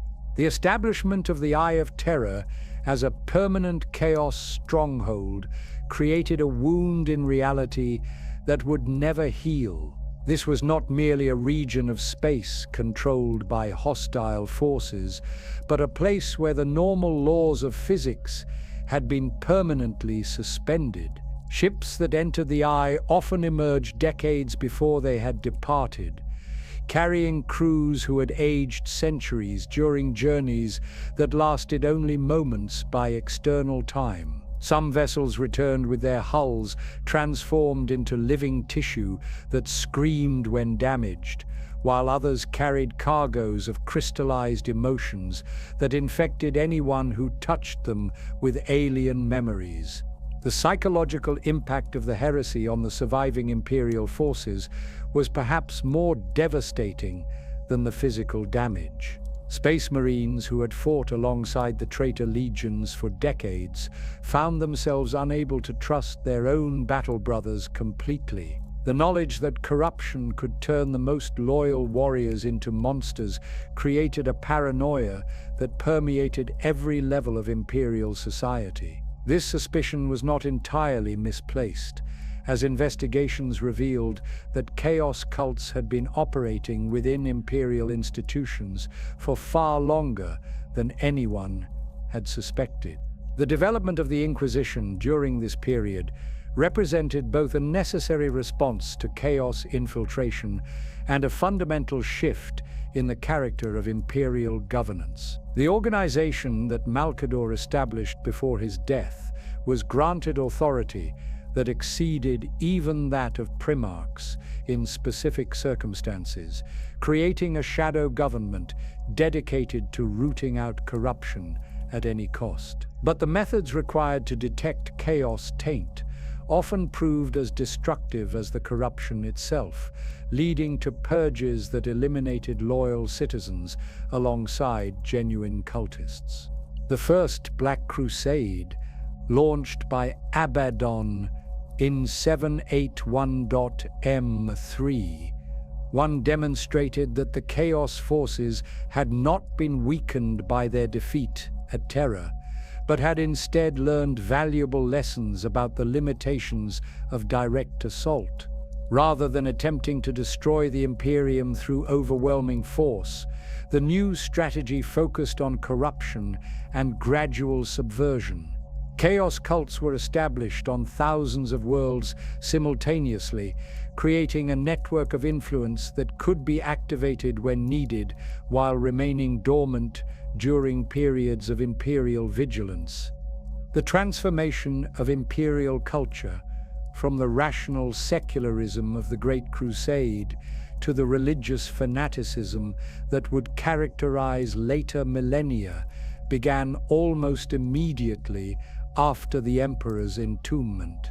The imperial truth, which had attempted to eliminate superstition and religious thinking, was gradually replaced by the imperial cult, which venerated the emperor as a god while incorporating many of the ritual practices that had previously been condemned as chaos worship. This transformation was not entirely accidental, as many of the cult's early leaders were former word-bearers who had maintained their loyalty to the emperor while secretly retaining their understanding of how religious fervor could be weaponized. The gene seed crisis that began to manifest within decades of the heresy's end revealed another layer of chaos victory that had not been immediately apparent. The corruption that had affected the traitor legions had left psychic traces in the genetic material that all Space Marines shared, creating instabilities that would worsen over time. Some chapters found their recruitment rates dropping as fewer candidates could survive the implantation process. Others discovered that their gene seed was producing warriors with subtle psychological abnormalities that made them more susceptible to the very corruption they were supposed to resist. The establishment of the Adeptus Mechanicus as an autonomous organization within the Imperium reflected the practical realities of governing a civilization that had lost much of its technological knowledge during the Civil War.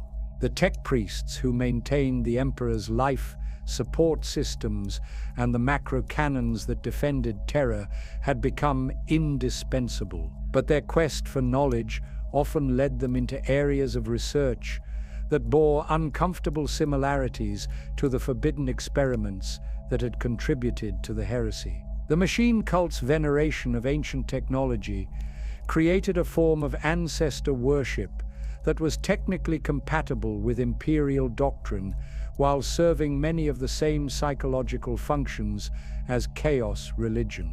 The Space Wolves' persecution of the remaining 1,000 suns during the Scouring revealed how deeply the heresy had damaged the relationships between loyalist forces.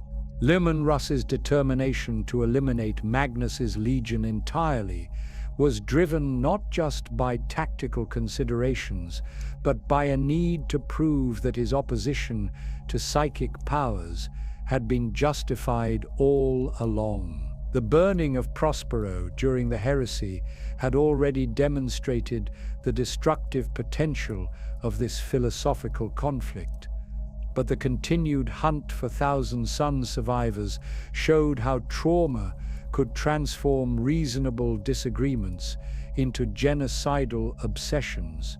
The emergence of successor chapters from the shattered remains of the Loyalist legions created new opportunities for chaos corruption to establish itself within imperial forces.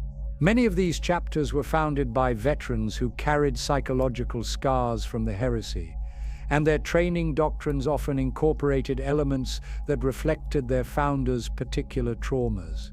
Some chapters developed recruitment practices that emphasized paranoia and suspicion to an unhealthy degree, while others embraced violent extremism that bordered on Cornite worship. The first appearance of Chaos Space Marines, who had been transformed by their patron gods into something beyond normal corruption, marked the beginning of a new phase in the Long War. These warriors were not simply humans who had been corrupted by warp exposure, but had become vessels for entities that existed primarily in the immaterium.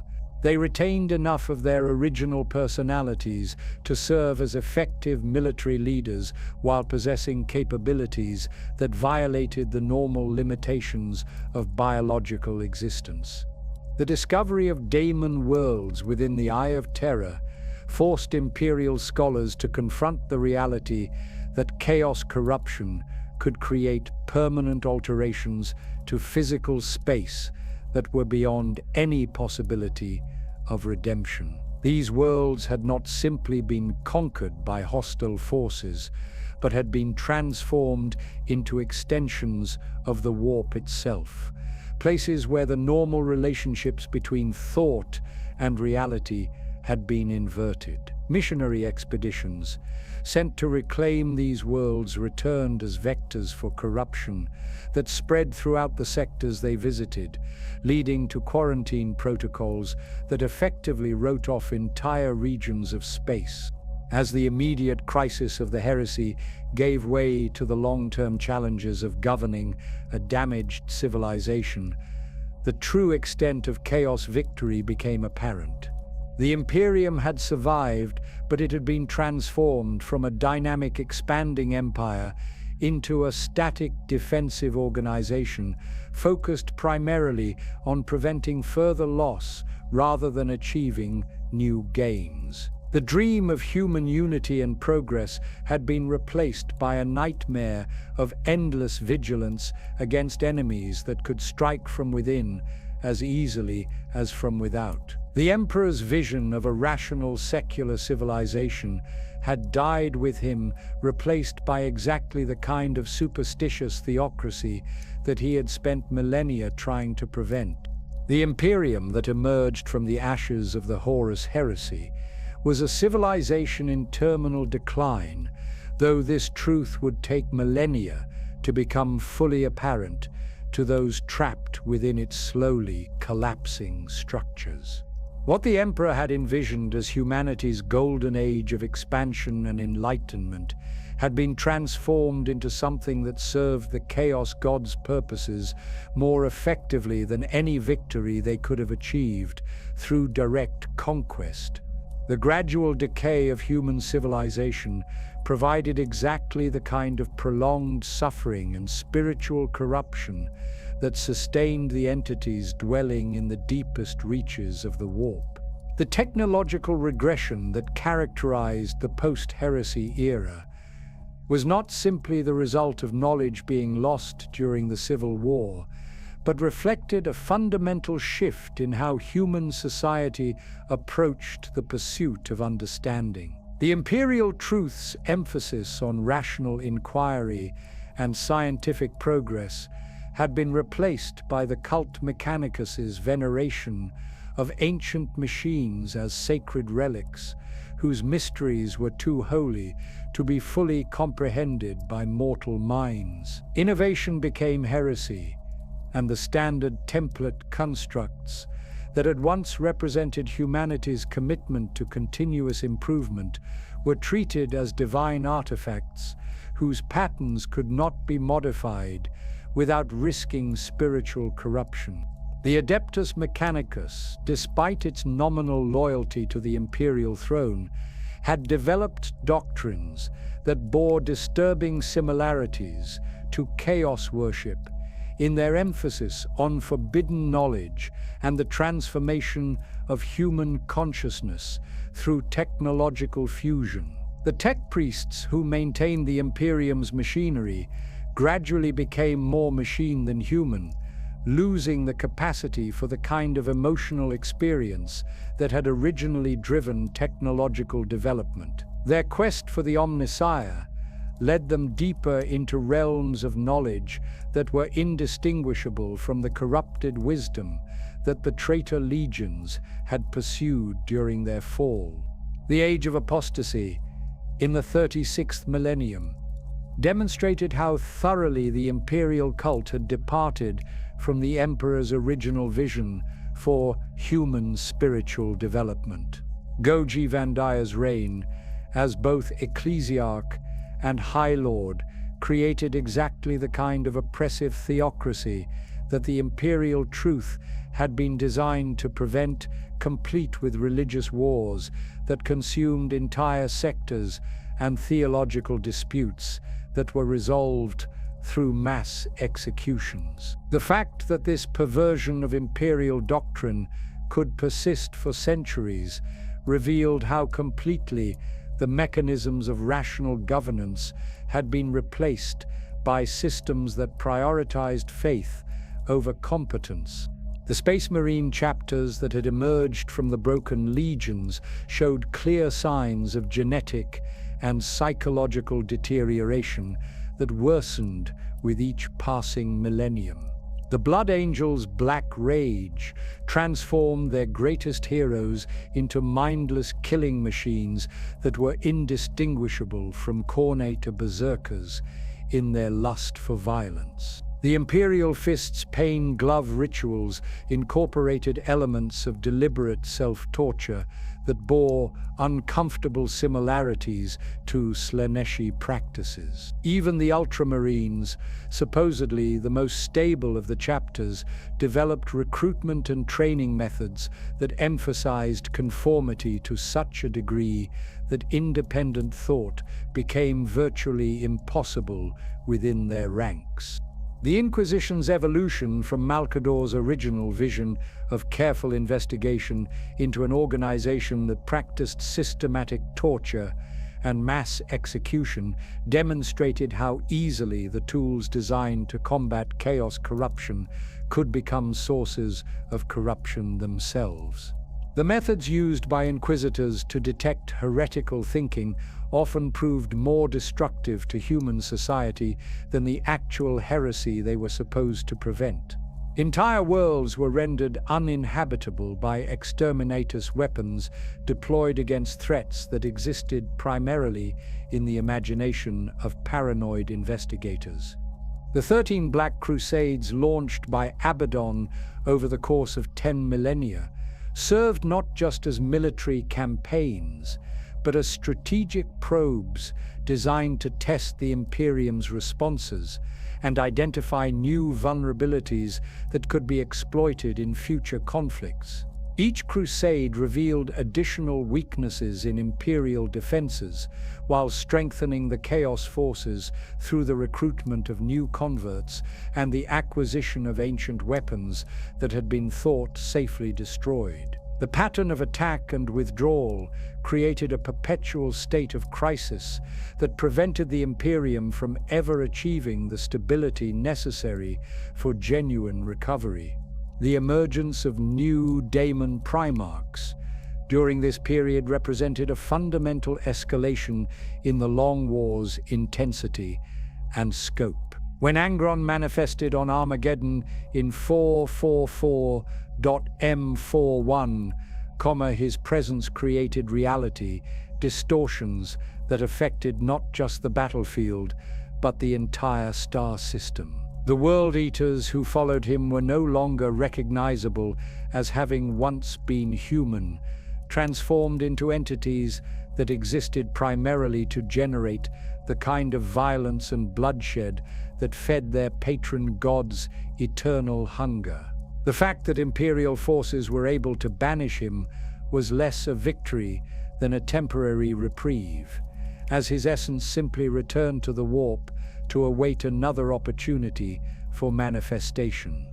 Magnus the Red's return to real space brought with it knowledge that had been accumulated during millennia of existence within the warp's deepest reaches.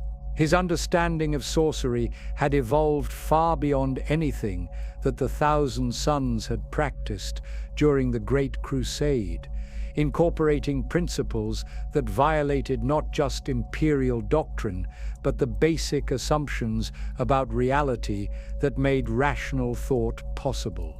The spells cast by his followers could rewrite history retroactively, creating paradoxes that spread corruption through time itself rather than just space. The Plague Wars launched by Mortarion against Ultramar represented perhaps the most insidious form of chaos assault, because they offered the illusion of mercy while delivering damnation.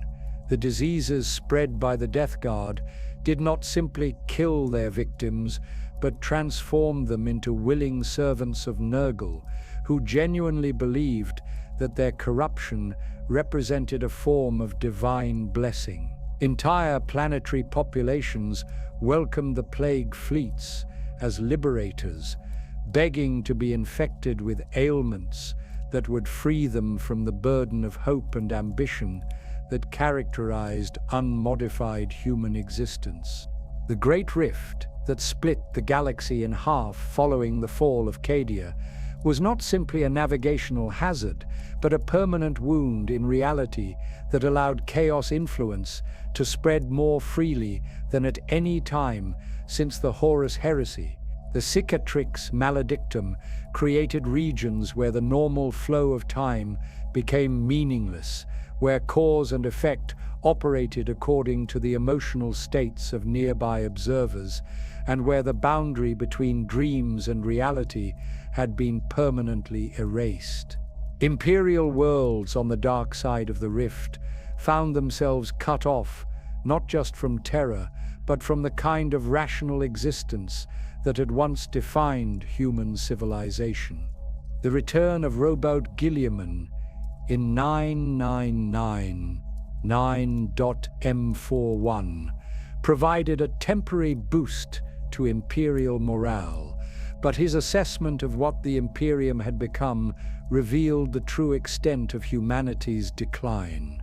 The Primarch, who had once embodied rational governance and strategic thinking, found himself forced to work within systems that prioritized religious orthodoxy over practical effectiveness. His attempts to reform imperial institutions were hampered by bureaucratic structures that had become so complex and contradictory that meaningful change was virtually impossible without triggering the kind of civil conflict that the Imperium could not afford. The emergence of Primaris Space Marines represented Guilliman's attempt to address the genetic deterioration that had affected the Astartes over 10 millennia of decline, but even these enhanced warriors showed signs of the same psychological instabilities that had plagued their predecessors. The process of creating Primaris Marines required technologies that bordered on heretical by imperial standards, raising questions about whether the cure for genetic corruption might itself be a form of spiritual contamination. The psychic awakening that began to manifest across the galaxy in the early 42nd millennium represented the culmination of humanity's psychic evolution, but it occurred under conditions that made it far more dangerous than beneficial. Unlike the controlled development that the Emperor had envisioned, this awakening was chaotic and unguided, creating millions of new psychers who lacked the training necessary to use their abilities safely. The result was an epidemic of demonic possession and reality breach that made warp travel even more hazardous, while providing chaos entities with unprecedented opportunities for infiltration. The rise of new chaos powers like Vashtor the Archiphane demonstrated that the corruption of reality had progressed to the point where entirely new forms of malevolent consciousness were beginning to emerge from the accumulated spiritual pollution of 10 millennia of decline. These entities represented evolution of chaos itself, incorporating lessons learned from observing human resistance while developing new methods of corruption that were specifically tailored to exploit the particular vulnerabilities that had developed within imperial society. The Tyrannid hive fleets approaching from beyond the galaxy's edge had been drawn by the psychic emanations generated by humanity's long decline, but their arrival created new opportunities for chaos corruption as imperial forces were forced to adopt increasingly desperate measures to combat the alien threat. The weapons and tactics required to fight a species that consumed entire biospheres often involved the kind of wholesale destruction that generated the psychic energy upon which chaos entities fed. As the 42nd millennium dawned, the Imperium found itself facing threats on every front while lacking the unity and resources necessary to mount effective resistance. The dream of human dominance over the galaxy had been replaced by a nightmare of gradual extinction, punctuated by brief moments of futile heroism. The Emperor's protection continued to sustain humanity's existence, but even divine intervention could not reverse the fundamental transformation that had occurred during 10,000 years of systematic spiritual corruption and institutional decay. The galaxy that greets the dawn of the 42nd millennium bears little resemblance to the realm of infinite possibility that the Emperor once envisioned for humanity.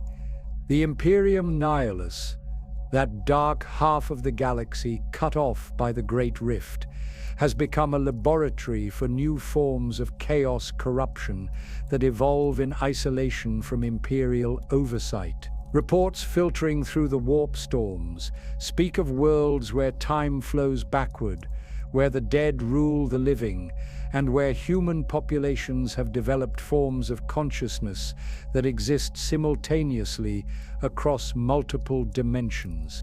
Robeut Guilliman's return to active command has provided the Imperium with leadership it desperately needs. But his awakening to the reality of what his father's dream has become represents perhaps the most profound tragedy in imperial history. The Primarch, who once embodied rational governance, finds himself ruling over a civilization that has elevated ignorance to a sacred principle and transformed incompetence into a theological virtue. His attempts to implement reforms are hampered not just by bureaucratic inertia, but by the fundamental corruption of institutions that have spent 10 millennia learning to function through dysfunction. The Primaris Space Marines that Guilliman has deployed across the galaxy represent both hope and a troubling acknowledgement of how far the Astartes have fallen from their original purpose.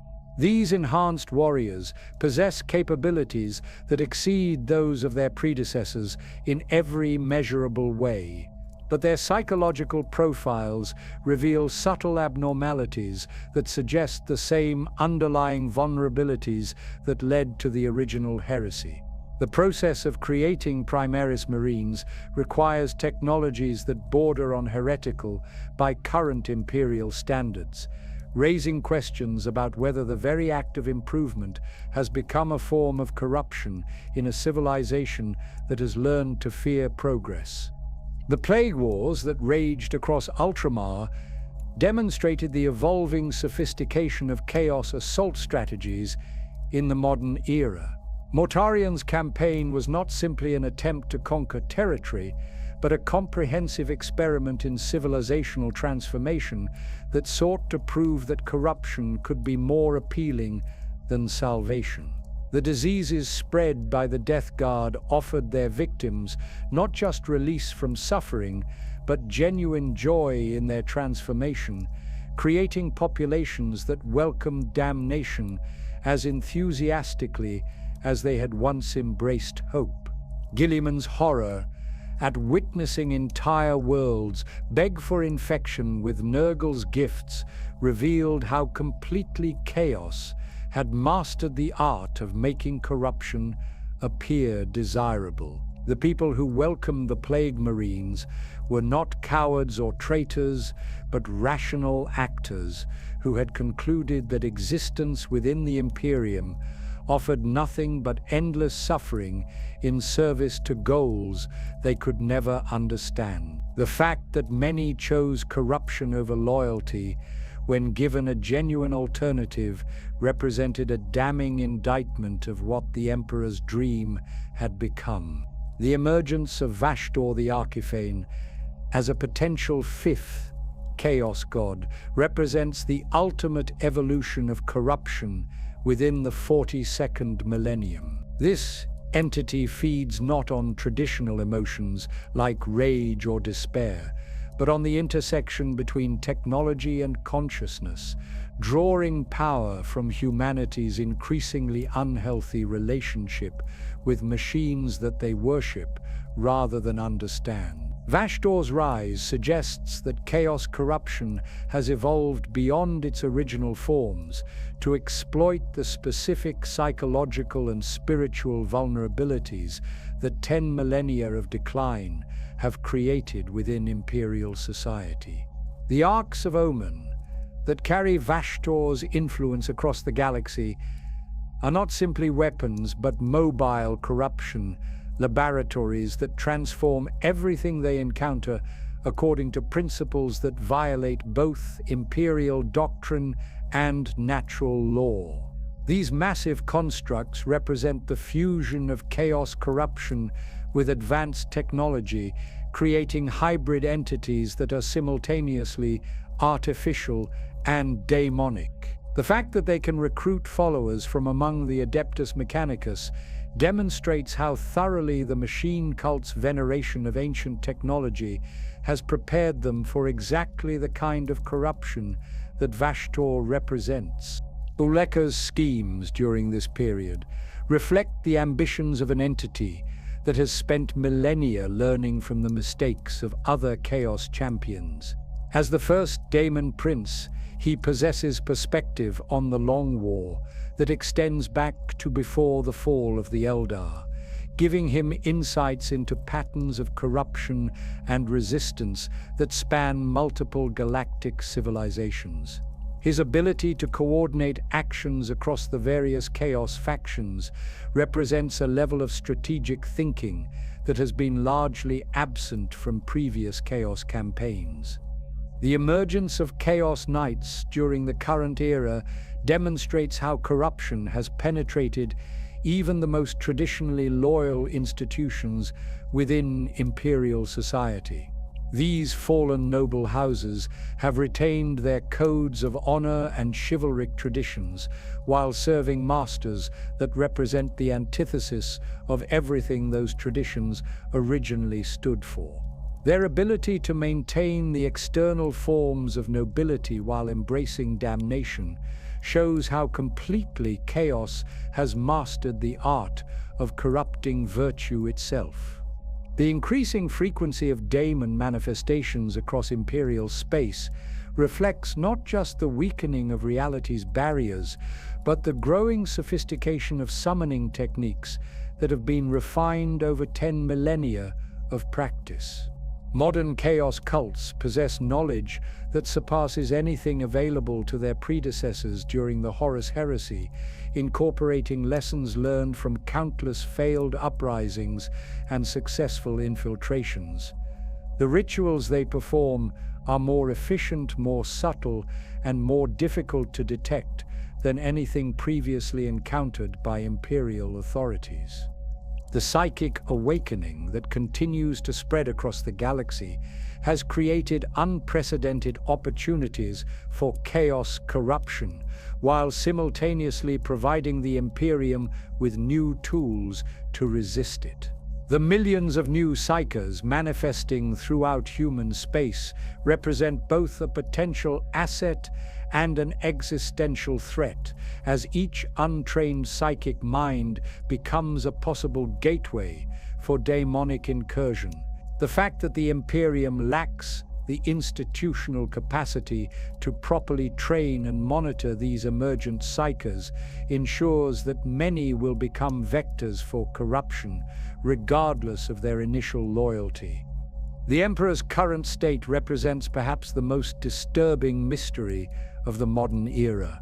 Reports from the highest levels of imperial hierarchy suggest that the master of mankind is no longer the same entity that was interred on the Golden Throne 10 millennia ago. His communications through the tarot and other forms of divination have become increasingly cryptic and sometimes contradictory, suggesting either that his consciousness has been fundamentally altered by 10,000 years of existence as a barely living corpse, or that something else entirely has begun speaking in his name. The possibility that the Emperor himself may be undergoing some form of transformation creates theological crises that imperial doctrine is fundamentally unequipped to address. If the God Emperor of mankind is changing in ways that his worshippers cannot understand or predict, then the entire foundation of imperial faith becomes questionable. The fact that questioning the Emperor's nature is itself heretical by imperial law ensures that these concerns cannot be openly discussed, forcing them to fester in the shadows where they become vulnerable to chaos exploitation.